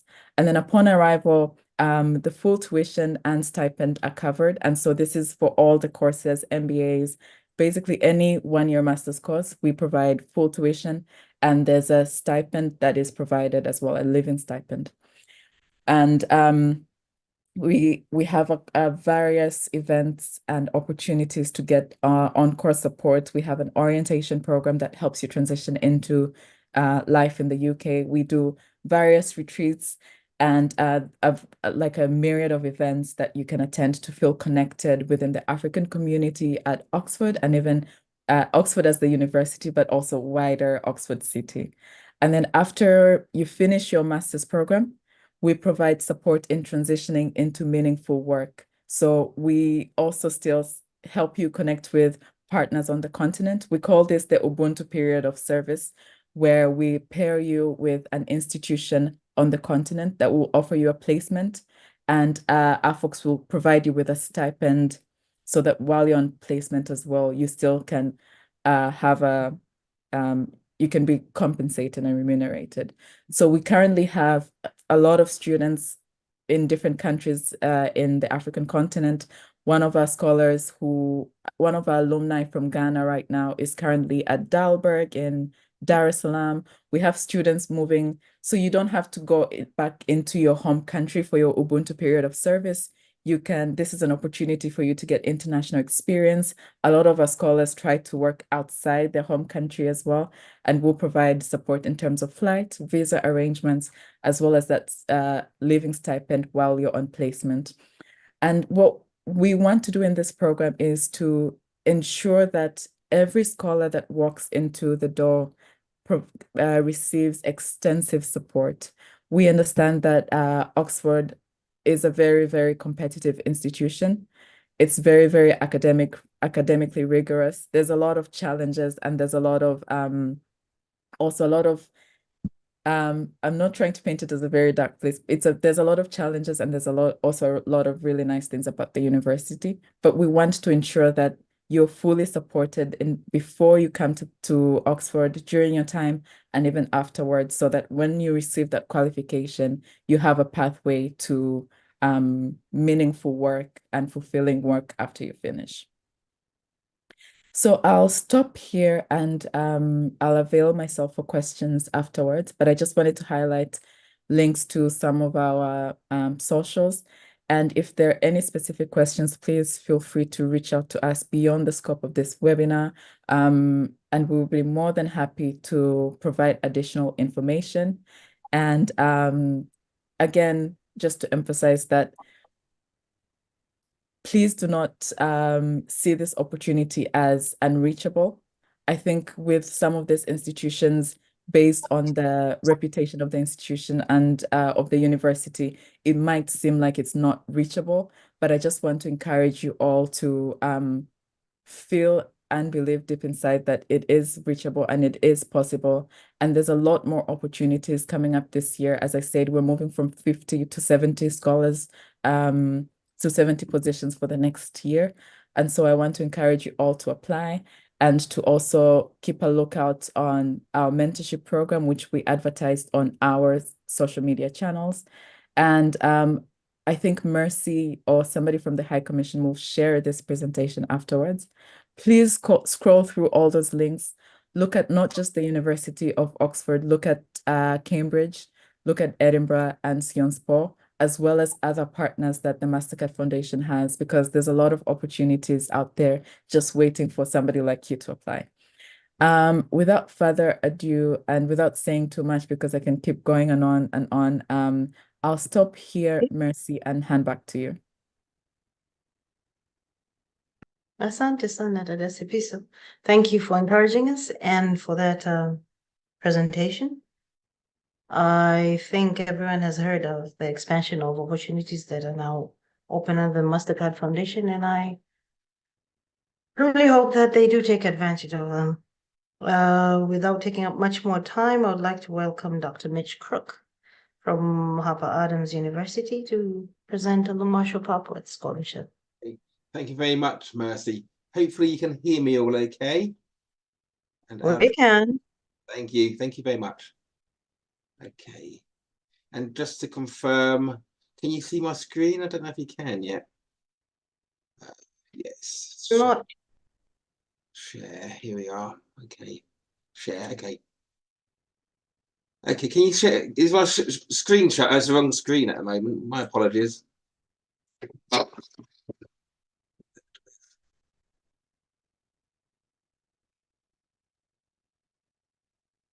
Here we go. Bring this over. Yep, we can see it now. Okay, brilliant. My apologies for that. Yes, as I say, it's lovely to be here to present about the Marshall program, Papworth program. The whole point of the Marshall Papworth program is very much to look at agriculture. And what happens with Marshall Papworth is he was a UK farmer who unfortunately died too young. But because he was so intensively linked with Africa and valued the people there, when he died, he left his legacy. And his legacy was very much to look into sustainable development and value education as much as he could. So when he had his untimely death, the Marshall Papworth Foundation was set up. And when the Marshall Papworth Foundation was set up, the whole point was to educate African primarily students in Britain. And with that in mind, they have these scholarships which are available. There's a whole host of information on the Marshall Papworth program, which you can see available here if you click on that link. And as you know, Mercy will share the PowerPoints later with you. Okay, so the next aspect is regarding the scholarships themselves. As I mentioned, these are linked very much to agricultural development. So they're specific to people who want to study at a UK university that specialises in agriculture, of which Harper Adams is one. I have the link here to what the scholarship opportunities are. So if I move along, make this larger. My apologies. And so at Harper Adams, I can speak most about Harper Adams because this is the university of which I'm from.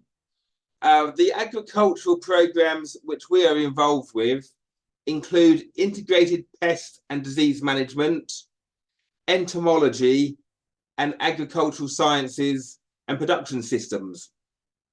As I've mentioned, Marshall Papworth partnered with a number of universities, all in the land-based sector. So this includes Whittle Agricultural College, or University College as it is now, Aberystwyth University, Reading, Bangor, Cranfield, the Royal Agricultural University as well. So they all offer scholarships associated with Marshall Papworth. Now, the key point is if you are interested in applying for one of these scholarships, and like we've seen throughout this afternoon, is obviously you have to make sure that you have a strong application. Of course, all of the processes are very competitive, but you can very much help yourselves if you've put in a strong application. And on occasion, we get students who haven't completed all of the forms. So obviously they're going to be under advantage and unlikely to get the scholarship compared to someone who's been able to complete the forms accurately. So it's very important to make sure that you follow whatever instructions you've been given. The other aspect as well is to ensure that you do not contact the Marshall Papworth Foundation directly, because they've delegated all of their scholarship applications to their partner institutions to do the initial screen. So myself and my colleague, when we have applications come into us, we'll look through them, and the best applications we then forward on to our colleagues at Marshall Papworth, and they will decide on who to offer the scholarships for. And so it is an academic process, but I would also stress that they look at a far more holistic approach than may first appear. Because although the academics need to be strong, having a strong commitment to self-improvement and how you're going to benefit your country when you go back home is equally important. So stressing those aspects in your application is going to be vital. Now, I also mentioned that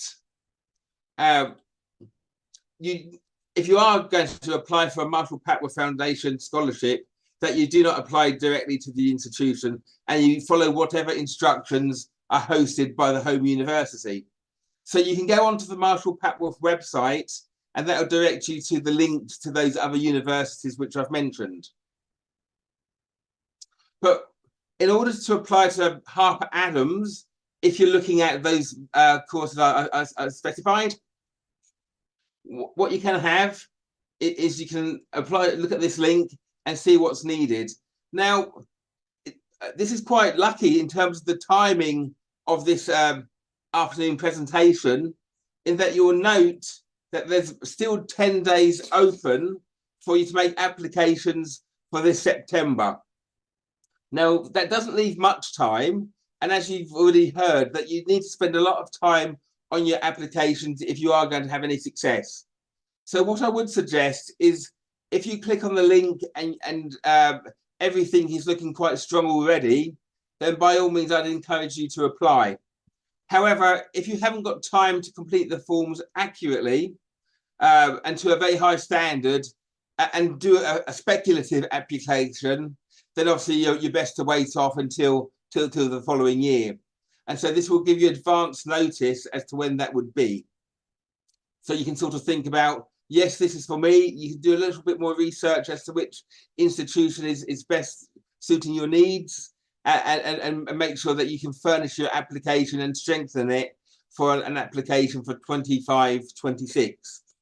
But as I said, because the application process is still open, it would be remiss of me not to actually highlight this.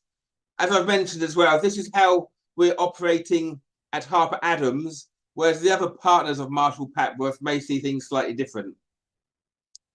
In addition to that, what we have are the shortlisted applicants, as I say, which we then pass on to Marshall Papworth Committee, who will make the final decision after Easter. So it's a two-stage process, because quite often with scholarship applications, you have to apply to the university. And of course, that will be the same in this case as well.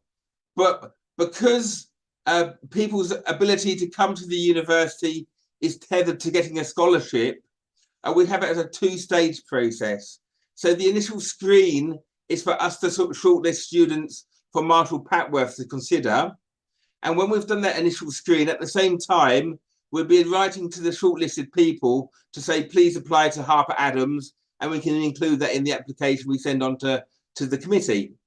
So please do bear that in mind, rather than just applying directly to the institution, because unless you can actually highlight and demonstrate you have funding, then obviously they will not be able to offer you a place.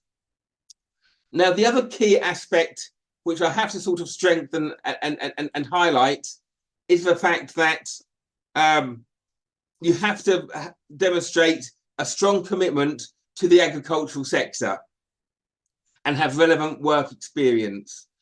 We've seen that with the other scholarships as well. There's a whole aspect that needs to be furnished in order to succeed. And that's really the take-home messages, really, is that we very much welcome applications, and we wish you very well in order to do so. As I say, I think with all of these scholarship programs, for the right people, they're wonderful opportunities, and somebody has to have these opportunities. And the very fact that you're come along to this meeting sort of shows that commitment and value to education, which is obviously so critical. So with that, I'll pass back to Mercy, and my apologies for not being fully conversant with the sharing system. So thank you. Thank you, Mitch, for that presentation. So far, we've had the opportunity to hear from the Commonwealth scholarships through the presentation that we had, and what has come up is the scope that it covers and the long-standing relationship that it has with Africa and with Tanzania in particular, as well as the chevening. We've had an opportunity to hear from Edinburgh and the Mwalimu Nyerere Scholarship, as well as all the other opportunities that are offered at Edinburgh. We have come to know that it's a university that has some of the best research work.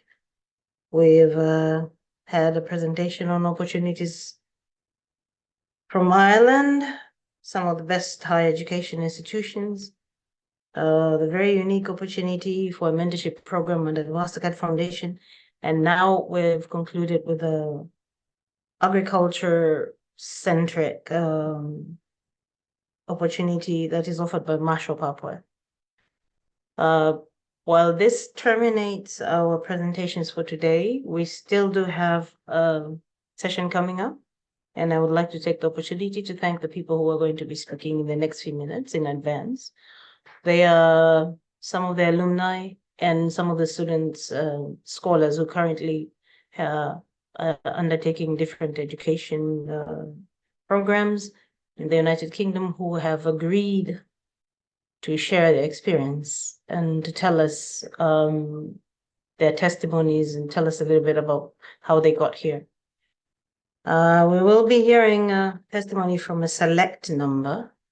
We had a lot of them come up, but with due recognition that this is going to be one in a series of ongoing webinars like this one, we are going to be hearing from a few of them.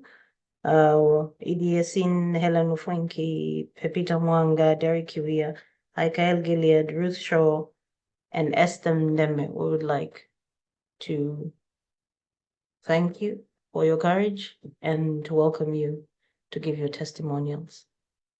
Beginning with Idi. Good evening, everyone.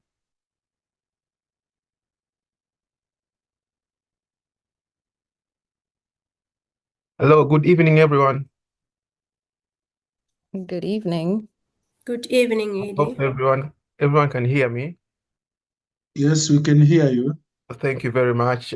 Sorry for not sharing my video because I'm in a place where my internet connection is a bit in bad condition. So I worry that if I will share, the connection can be lagging and it cannot be well.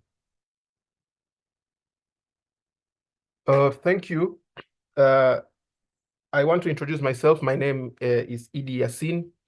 I am currently a Chevening scholar studying at the Birkbeck University of London, whereby I pursue Masters of Science in Sport Management. My brief background before being a scholar, back in Tanzania, I was admitted in the Bar Association of the Tanzania mainland as an advocate of the High Court of Tanzania since 2016.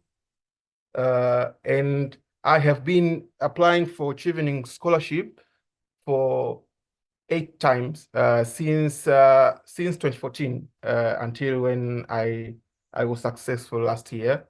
So I want to share a bit of my experience, which I learned for the past 8 times when I was applying unsuccessful until I got it last time. There are few key things which I learned throughout my application processes throughout the time. First of that is being persistent to what you think and you believe that you have in the process of changing and providing positive change into your environment.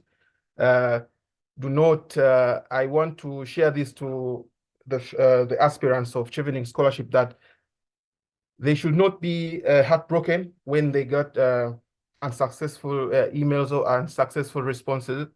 They should be persistent and should believe that they have to learn from what made them not to be successful at that time, and to build up a well and thorough, focused and clear application so that they can be successful at the next round. And also throughout my application process, also I learned a few lessons whereby I used to look on my previous essays and my previous applications to see where I went wrong, so that I could improve them and become successful. Thereby, afterwards, I used to network with a lot of scholars from different countries, not only Tanzania. The good thing is, when I was applying for Chevening Scholarship throughout the years, I amassed a lot of network from different scholars in different countries, starting from Tanzania to Kenya, Namibia, Uganda. So throughout my application processes, I went back to them and asked them for guidance, and I shared to them my applications so that they can rectify when they see something is not okay. So I took those feedback as constructive, and I put them into a well and thorough documentation, and continued to do my application as required. And also, one thing is that I used to grow up in my career so that when I could go back to do my application, the Chevening Secretariat could see that from the last time when I applied, now I have amassed a bit of skills, and also I go to a right direction. So the best thing to do after you have got an unsuccessful email or response is to keep on growing your career, so that you can gain something tangible to show in your application process.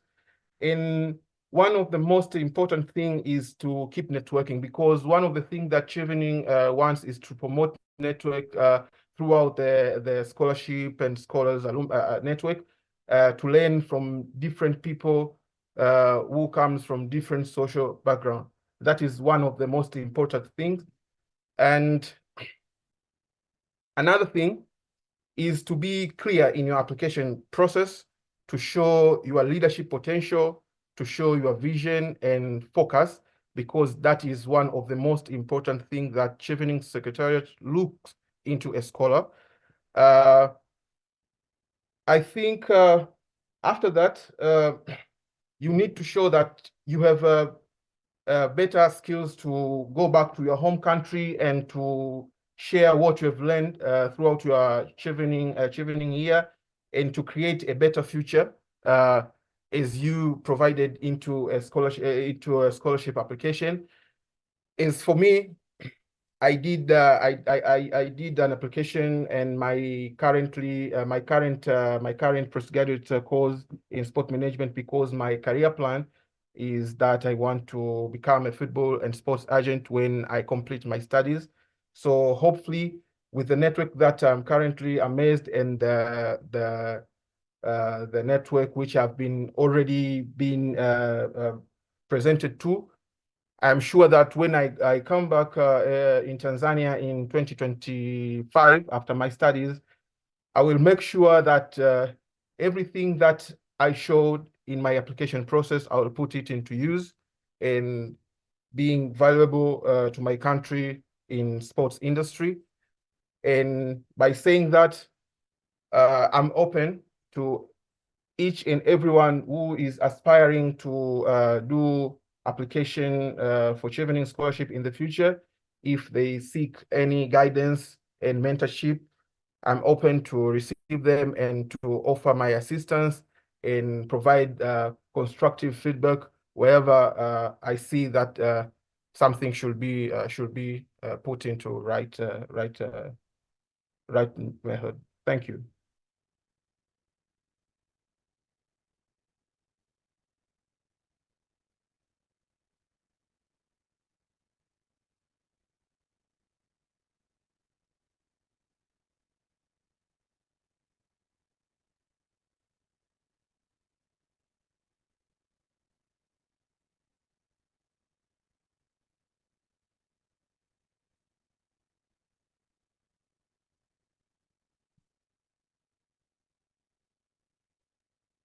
Bese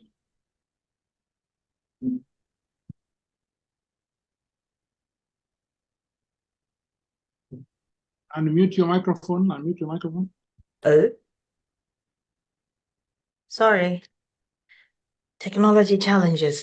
Thank you, Kaka Idi, for your testimonial and for sharing your path to success. I would like now to request Dada Pepita to join us and share her experience. Hi, everyone. Can you hear me? Yes, we can hear you. Thank you, Sophie. So, thank you very much, Mercy. And thank you for organizing this platform. And thank you to everyone who's taken the time to join. I'm not sure if you can see me as well because I've expanded my screen and I can't. Yeah. Oh, yeah. Okay. So my name is Pepita and I am an alumna of the University of Edinburgh. I will begin with a brief intro and then share my experience at the University of Edinburgh and then talk a little bit about applications. So I am a poet and I am a lawyer. I'm also in the bar just as Kakaidi is, but I'm also a development practitioner. I did a master's in Africa and International Development at the University of Edinburgh, the same degree that Sepiso did, the same degree that Dr. Hazel spoke about, and I was a recipient of the Julius Nyerere Scholarship, which has opened the door to a great opportunity, and I've had a wonderful experience at the University of Edinburgh. The scholarship opened doors for opportunities for me, and I can say that I really enjoyed my experience at the University of Edinburgh. The city itself is amazing. I think we heard about how some scenes of Harry Potter were shot in Ireland. Well, the Edinburgh Castle, I think, was the Hogwarts School inspired. The Edinburgh Castle inspired the Hogwarts School. And it's such a scenic city. You really feel like you're walking in the scene of a rom-com when you're in the streets. And yeah, but the weather is, it takes some getting used to. You'll definitely miss the Tanzanian sun, but yeah.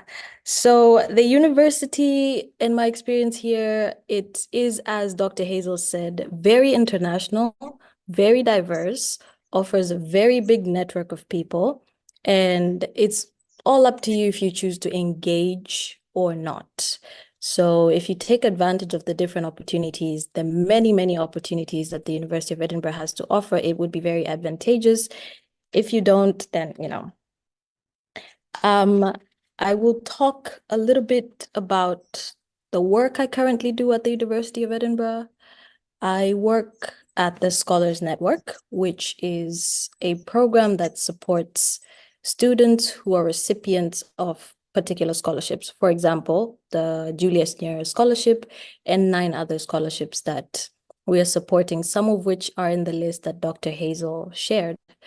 And we offer support somewhat similar to what Sepiso shared and what AFOX does to their scholars. So it's not, receiving a scholarship is more than just receiving money, but you usually come into a city that maybe you've never been to before, and it's a big complex institution, and there are many opportunities that you might not hear of if there is no network that could bring this to you. But also because it's so big and diverse, it's so easy to get lost within these institutions. So to have support systems such as the Scholars Network is something that's very valuable, and all our scholars attest to the same. So we help scholars settle in, we check in on scholars, have one-to-one sessions with them, and organize events to bring scholars together. And so if you plan on coming to the University of Edinburgh, I'm pretty sure tutaonana, karibuni sana. But now I'll go on to talk about my application experience, and I've brought it last because in my position as an impact coordinator for the Scholars Network, I also have had the opportunity to review scholarship applications. So it was such a profound experience for me to be an applicant and then review applications. It's very interesting. So my application process, as almost everyone has said, you need time. You need a lot of time to write these essays. And if you don't invest time into writing these essays and application essays, it shows. Whoever is reading your essay can tell that this person probably didn't invest a lot of time in writing these essays. So although you've heard that many of the application deadlines are closed for the next school year, but they will reopen.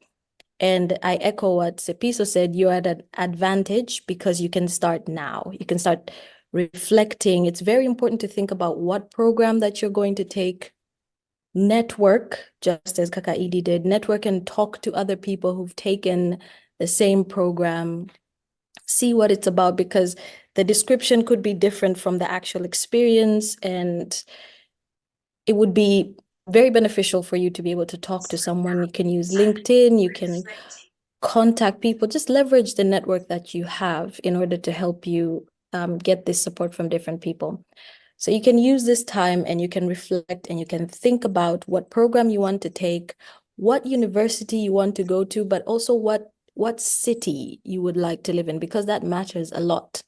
For example, you heard how the Chevening Scholarship gives a higher stipend for students that are in London. There's a reason for that. London is a very expensive city, rather than the other cities in the UK. So you want to think about where you want to be, because that has a very big impact on your experience as a student and your experience settling in where you want to be. But also you do want to think about your transition. So with scholarships such as the Chevening Scholarship, the Commonwealth Scholarship, you have to go back home. But with scholarships such as the MasterCard Foundation Scholarship or the Julius Nyerere Scholarship, you don't have to go back home after you've completed your studies. So that's also something to think about. You can think about the weather, you can think about the community, a lot of things that you can think about that might influence the decision that you want to make. So I did think of these things, and I took a lot of time preparing my application, and I wrote my application, and I had a lot of people go through my application essays, and it went through many drafts before I was able to submit my applications, and I was able to get the scholarship and completed my degree. The MSc in African International Development is very rigorous, and master's degrees in the UK, if you didn't do an undergrad in the UK, if you didn't have the privilege of studying, because I know at home, some high schools do Cambridge system or maybe IB, which have some similarities. But if you didn't have the privilege of doing that, it's a very drastic change when you are exposed to the education system here.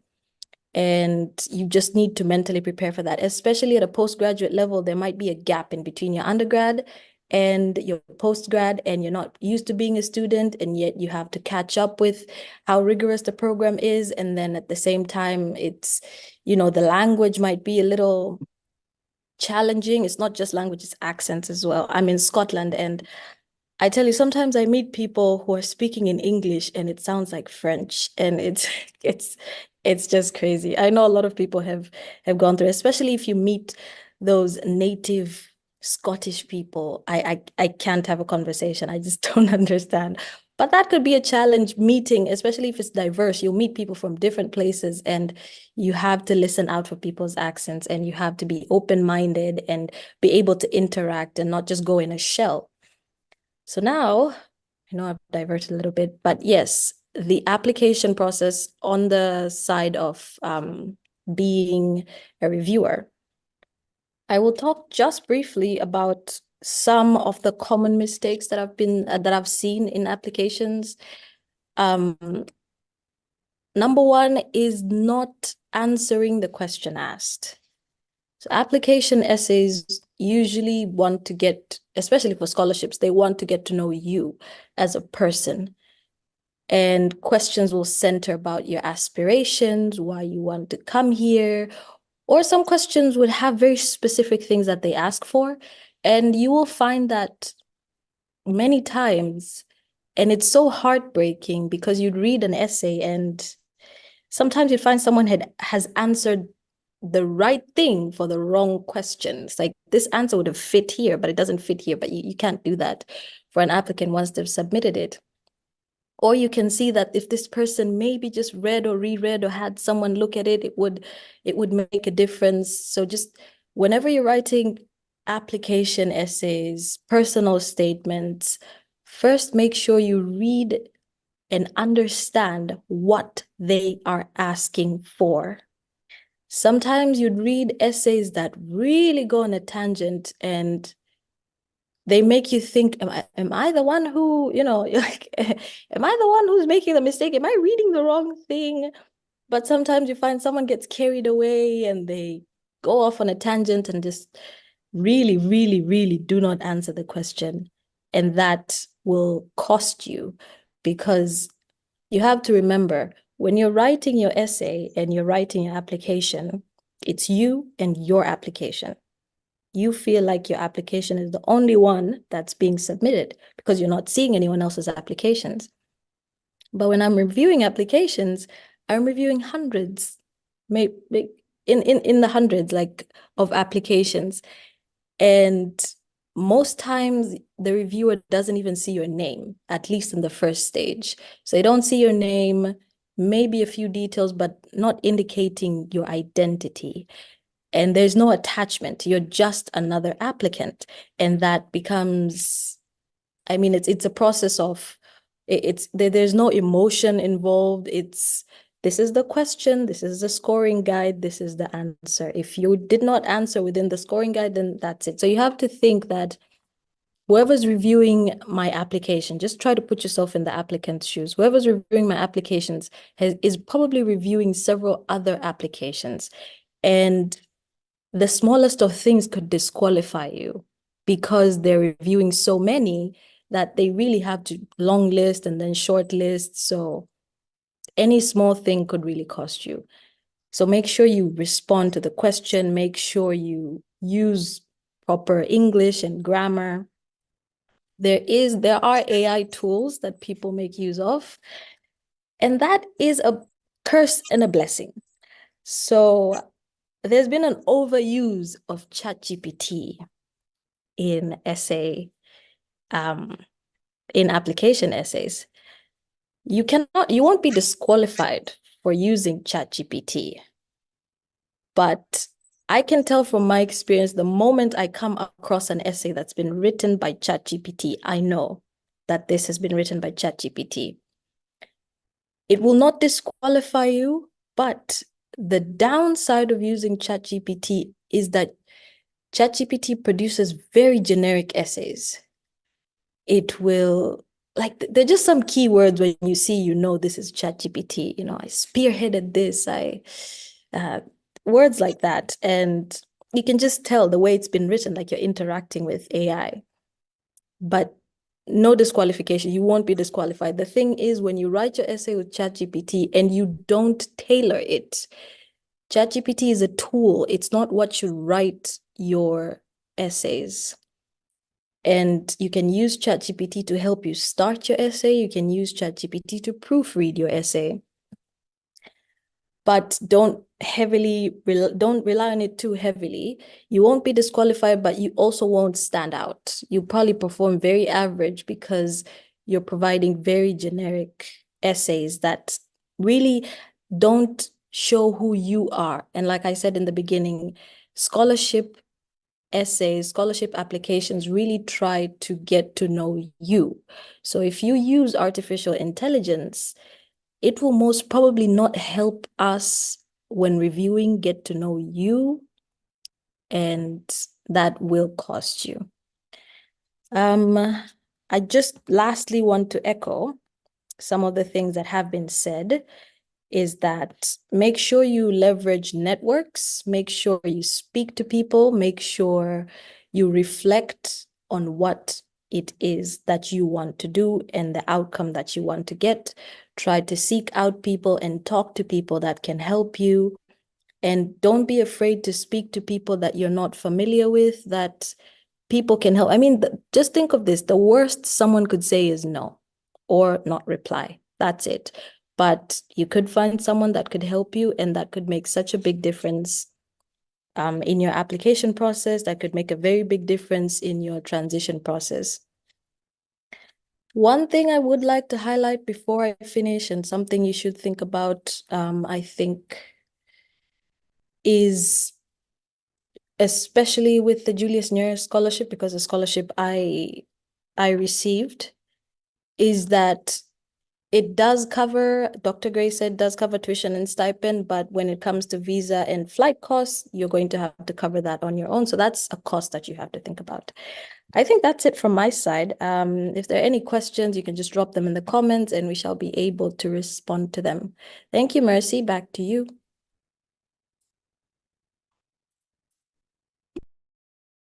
Thank you very much for that, Pepita. Can I now ask Haikaele Gilliard to speak? I know we could do this all evening, and for us in London, it's still in the middle of the afternoon, so but it's evening and getting late back home. I don't want to rush you, but we keep our presentations a little bit short. Okay. And Thank you, Dada Messi. Sorry, my voice is a little bit coarse. I have flu. And as Dada Messi said, I'll try to be short and brief. By my name is Haikaele Gilliard. I am a current Chevening Scholar at Swansea University, pursuing my MSc in Advanced Health and Care Management. By background, I'm a pharmacist and a curator / an artist manager. So I have three key things that I think for Chevening applications, applicants should take into consideration. First is the element of telling your story. And as Pepita has already echoed, the concept of people using ChatGPT and not being able to shine who they are, I would like to emphasize this because you are being reviewed based on the essays and later on based on your interview. So once you write the essays, to write your specific experience, to give your specific examples, and to show the link between your essays and why you're the right person to be selected for the Chevening Scholarship. And as we have already heard from different presenters, that Chevening Scholarship looks for leaders.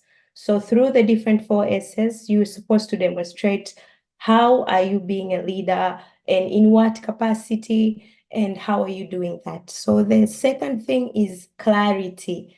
So clarity here, it's a bit tricky in terms of like clarity of your current I would say current experiences and what you're looking forward to study, because there has to be a bridge. So for example, somebody has an undergrad in, let's say I'm a pharmacist and I'm a curator also. So I wanted to pursue my advanced health and care management. I can show the link there. And even if you're choosing another course, so for example, ED has a lawyer background and he wants to pursue sports management. So you have to demonstrate the link between your current undergrad degree and how the master's program is going to add and improve on that, and how is it going to be useful once you go back home. So there has to be a link and you have to demonstrate that clarity. And sometimes, as previous speakers have said, you can employ the use of your friends, you can employ other Chevening scholars. So on my side, this is the second time I've applied to Chevening Scholarship. The first time I ended up in reserve, and at the end I didn't get the scholarship, but two of my other colleagues I had applied with, they got the scholarship, and it was them who helped me to prepare the second application. They helped to do mock interviews with me.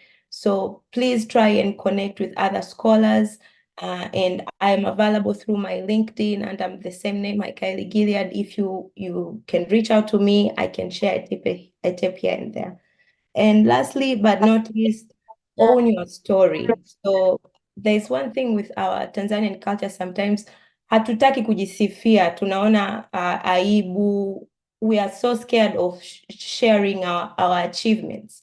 So it's okay, because we want to know you are a leader. Own the achievements that you have done. Clearly state when you have done something, how you've led teams, how you have started different projects. Own it, because sometimes we shy away from sharing these things. And all the best. That is just my brief recap. Thank you. Thank you, Haikaeli. Can I now call on Lea Musomba, a scholar from Ireland?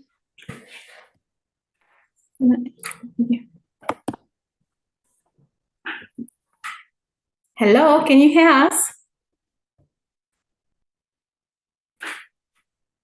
Hello? Hey. Yes, we can hear you. I didn't expect both of you to be together. Yes, so it's Renata and Leah. It just happened that we are in the same university, and we thought for the interest of time, maybe we can just give few hints about the scholarship we are in. Maybe I'll go first in few hints, and then Leah will come in for just 2 minutes. So my name is Renata Salamani, and I'm a beneficiary of the Irish African Fellowship Program, currently pursuing Masters in International Human Rights and Public Policy at the University College Cork. So we would like to extend our sincere appreciation to the Embassy of Ireland in Tanzania, but in general to the government of Ireland. Kwa kweli tunashukuru sana. This is a life-changing opportunity for all of us. Mimi nilivyokuwa ninakuwa, when I used to see opportunities of scholarship, I was among many people who thought like scholarships ziko for certain class of people, but please, anyone ambaye natusikiliza, dreams are valid, take your chances, and this is a life-changing opportunity. And so far we are enjoying our stay in Ireland.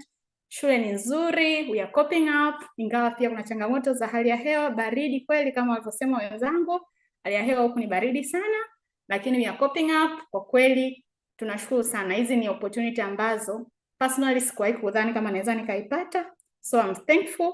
Kitu cha kusisitiza sana ambacho ningeweza kusema kwa wenzetu ambao mnatusikiliza, take your chances. Na hakuna zile narrative kwamba opportunity sijuzi kwa sababu ya watu fulani, pengine maybe kuna upendeleo, labda kuna something you need to give for you to get it. Hapana. Mimi, I can testify to that. I took my chances, and even when I was telling my friends or my colleague or my family that I've secured this opportunity, none of them believed me until the day when I was leaving Tanzania. And that's my call to action to all of you. Please take your chances and let's embrace everything, especially hizi fursa tunazozipata kwa sisi vijana. Ni chachu ya kubadilisha na kuleta maendeleo nchini kwetu. Asanteni sana. So that's all I can say.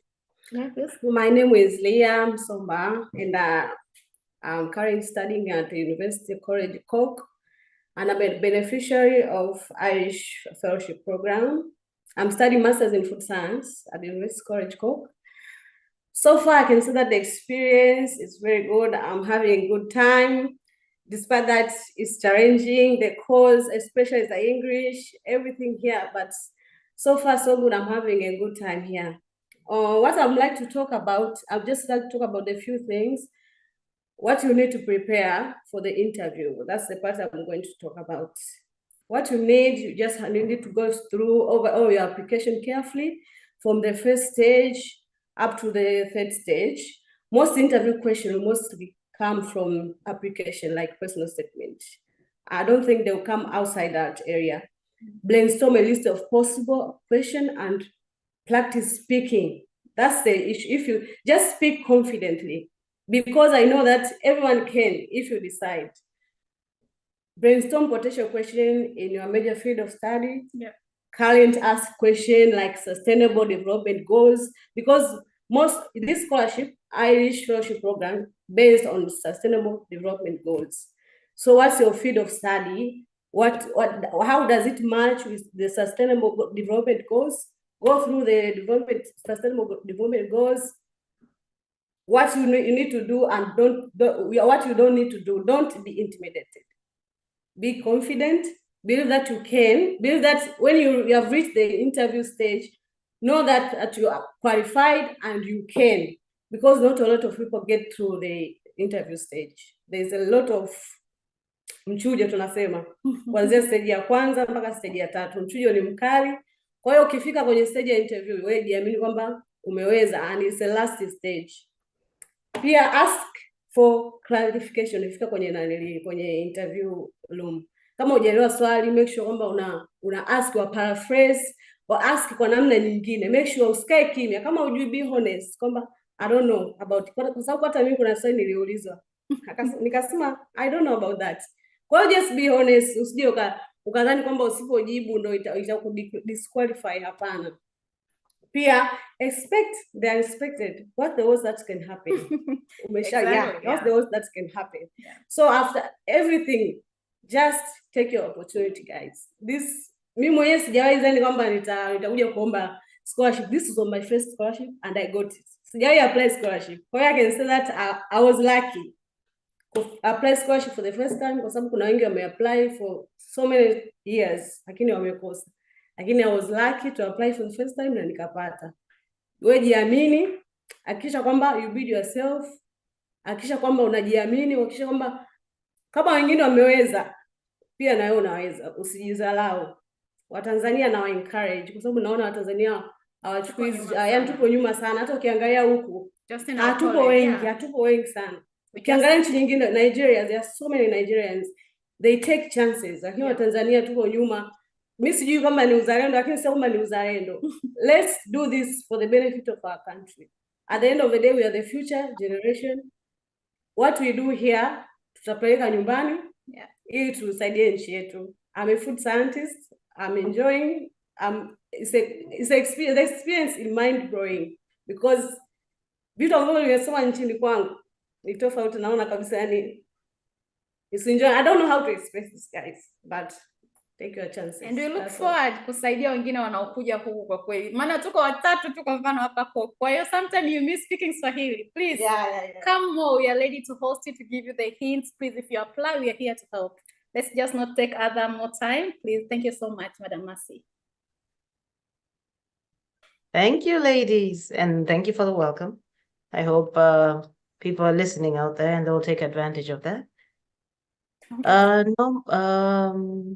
Can I please welcome Dada Ruth Shaw from the University of Oxford?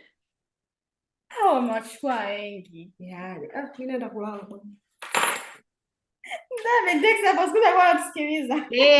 Leah. You're still on. Can I welcome Dada Ruth Shaw from the University of Oxford? Thank you. Hello, everyone. Thank you very much for taking time to be here with us today.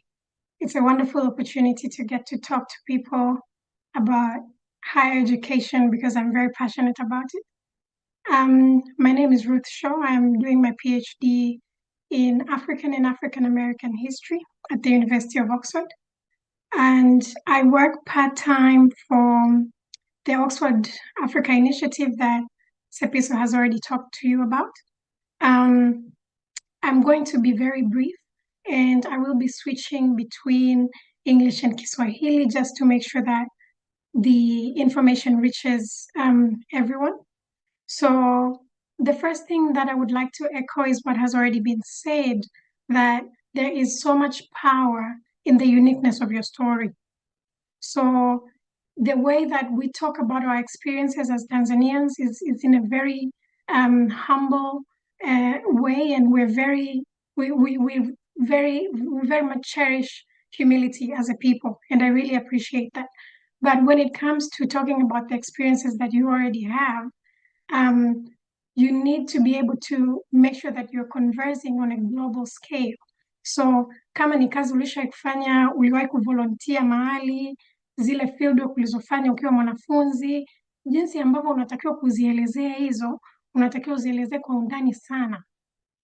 In my experience, yani ukiangalia kwa mfano personal statement ya Marekani ambaye kwa mfano labda alispend miezi miwili Uganda, atakuelezea kwa undani mpaka utahisi kama huyu mtu alikaa miaka 5 Uganda, kumbe sio.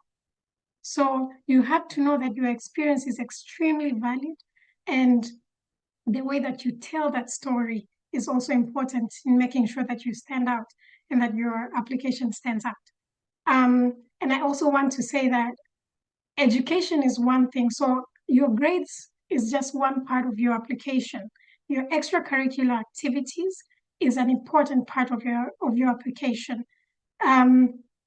I know most of the Tanzanian youth nowadays are involved in one business, one entrepreneurship venture or the other. Talk about that. Talk about why that has influenced who you are as a person and as a scholar, and how that links to the kind of program that you want to be doing. And also, when you're choosing your course, you have to read very carefully the course pages, because yani unaweza kukuta kwa mfano masters inaitwa Masters in Sustainable Development, lakini kuna programs nyingi sana, kuna projects nyingi sana unaweza kuzifanya within that masters. Kwa hiyo kama umefanya chemistry, Bachelor of Science in Chemistry, si lazima ufanye Master of Science in Chemistry. Unaweza ukaingia kwenye sustainable development ukaangalia mambo kama even the beauty industry, how it's evolving in Tanzania. So unapoangalia kama hamna master's course inayosema Master of Science in Chemistry, usikate tamaa. Soma, angalia, wanaeleza a broad range of projects that they can coach. Kwa hiyo also email that faculty, email the department, tell them about the kind of project that you want to work on, the type of thing that you want to write in your motivation letter or your proposal, and they will be able to give you feedback. The other thing is that reach out to people, as you've already heard. Angalia kwenye hizo program courses websites zao, look at the current students, reach out to them. These are the people who can be able to give you the best advice because they have gone through the process themselves. And also, finally, I want to say that tusikate tamaa. I have worked with several people who they have sent me their letter of motivation or their proposal, and I did some edits here and there and said, look at this, you want to think about this.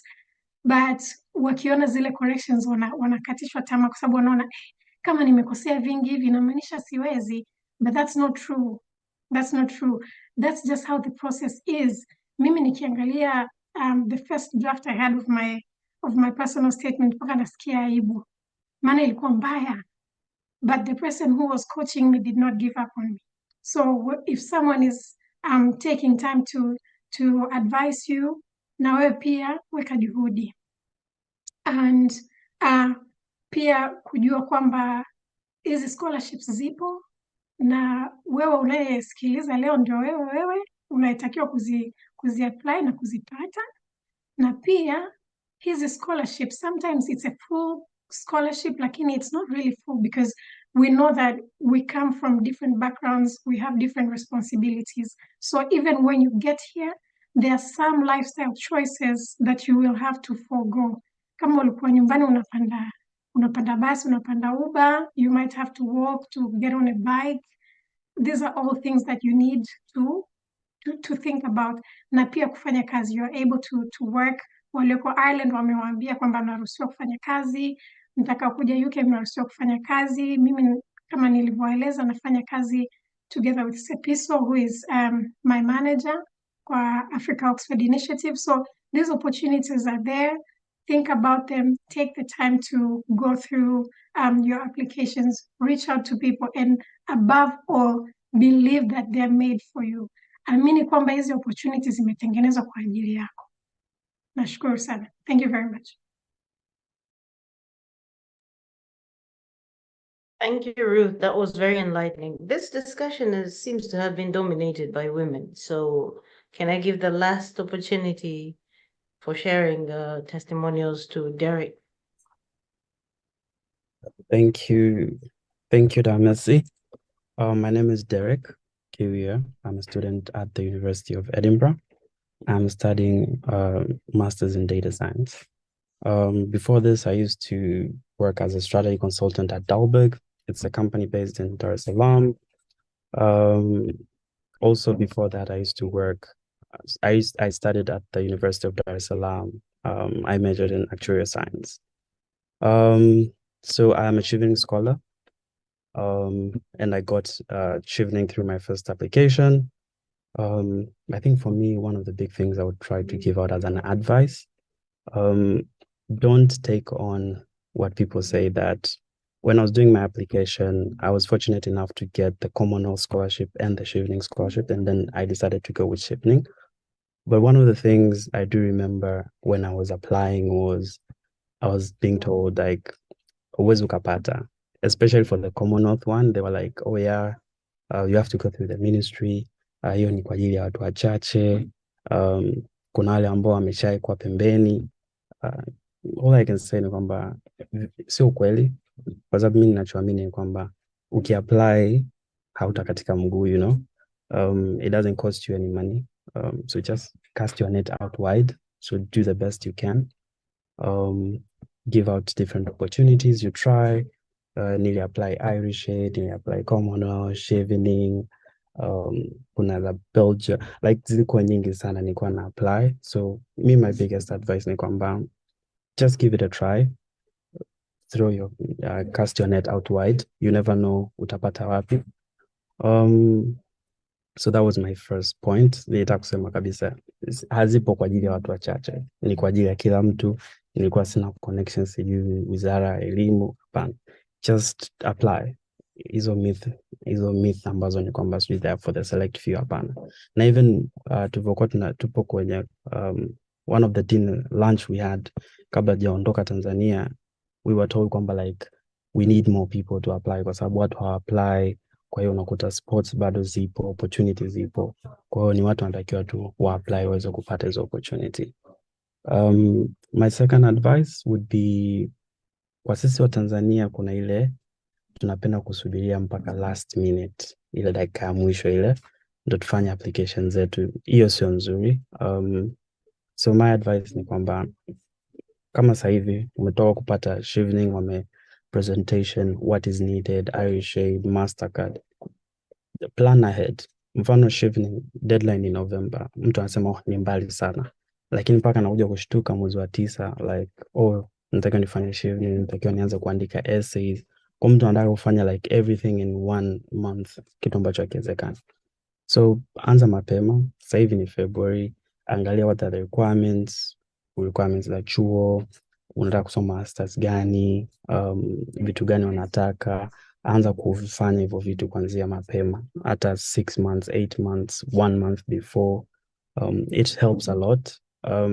Nilitaka kuapply Chevening mwaka jana, ila the same, nilikuja kukumbuka mwishoni deadline nikakosa, lakini ilivyofika this time nilivyopata ni kwamba like I started mapema.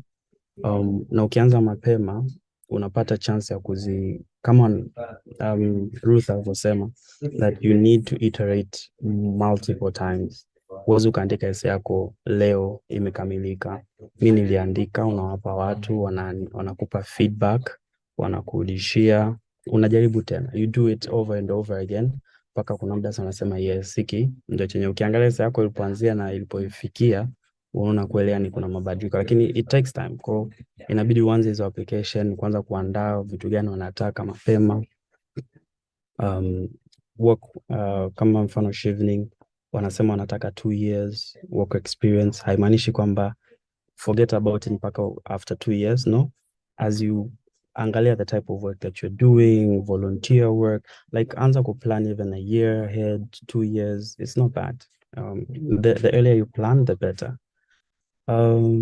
And then kingine I would give an advice would be fanya research kwenye your career path na your program. Kuna mwingine ana apply UK, anauliza unataka kusoma course gani? Anasema tu let's say data science kama mimi. And then anauliza okay, ukimaliza unataka kuwa nani? It's like I'll look when I know. So that's very haitakiwe hivyo.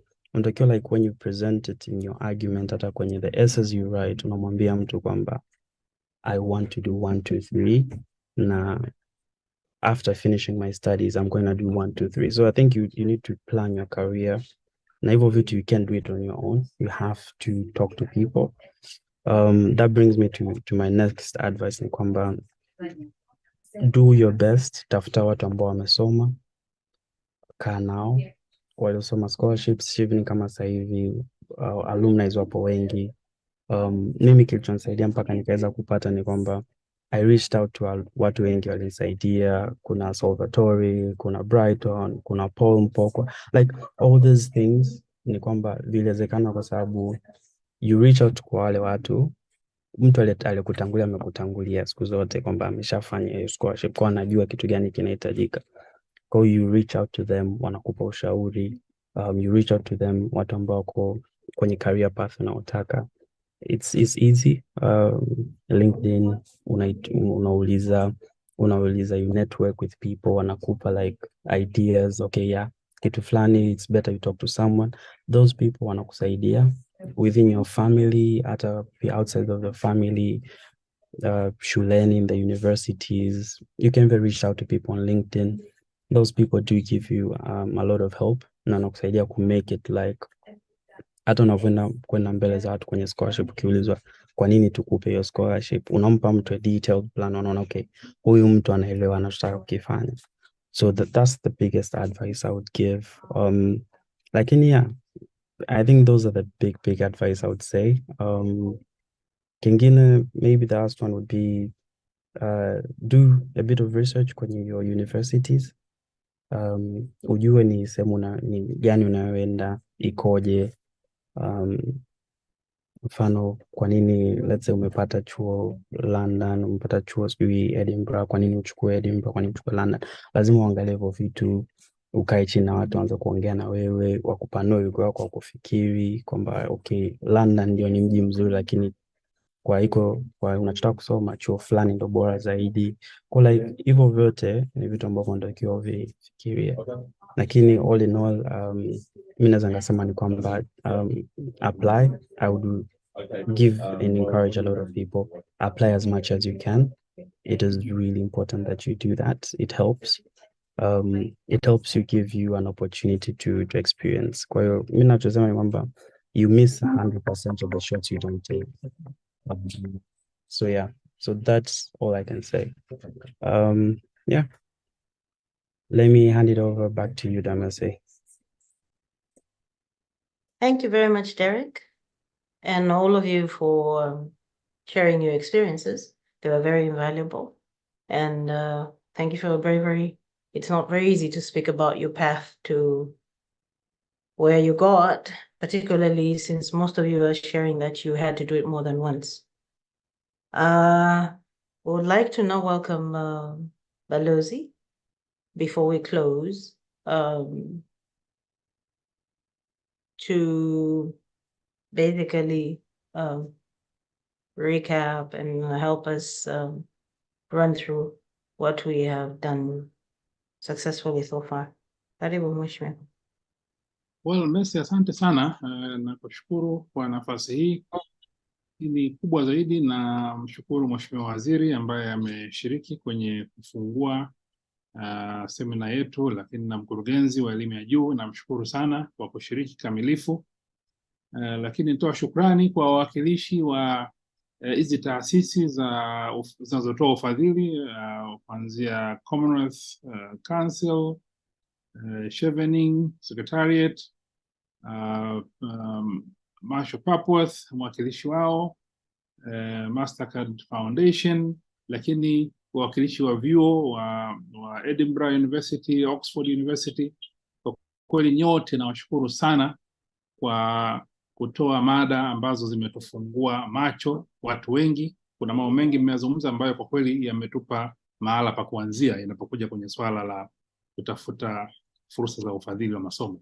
Lakini kubwa, nawashukuru sana Watanzania wenzetu waliojitokeza kutoa testimonial wa wanafunzi na waliokuwa wanafunzi. Wote wameeleza mambo mazuri sana ambayo yametufungua macho, na naamini yamekuwa na manufaa kwa vijana ambao wana dhamira ya kuomba scholarship siku za mbeleni. Ujumbe mkubwa hapa ni kwamba inawezekana. Ili ufanikiwe kuomba scholarship, linawezekana. Hauhitaji kumfahamu balozi, huhitaji kumfahamu afisa wa balozi, huhitaji kumfahamu waziri wa elimu, hauhitaji kuwa tajiri. Ni wewe tu, uwezo wako na kujiamini. Lakini la pili kubwa limejitokeza hapa ni watu kujiandaa. Unajua masuala haya yanataka uyape muda, usikurupuke tu zibaki siku mbili ndio unaandika insha unakimbizana, lakini ukishaandika kwa wakati unampa na mwingine anatizama ili ujiridhishe. Hiyo ndio namna bora ya kufanikiwa. Lakini message nyingine kubwa nimeiona hapa ni kutokata tamaa. Nafahamu kwa mfano wiki hii watu wengi wameanza kupokea majibu ya kutoka Chevening na wengi hawajafanikiwa. Kuna wachache ambao wamenitumia ujumbe, balozi, jitihada hizi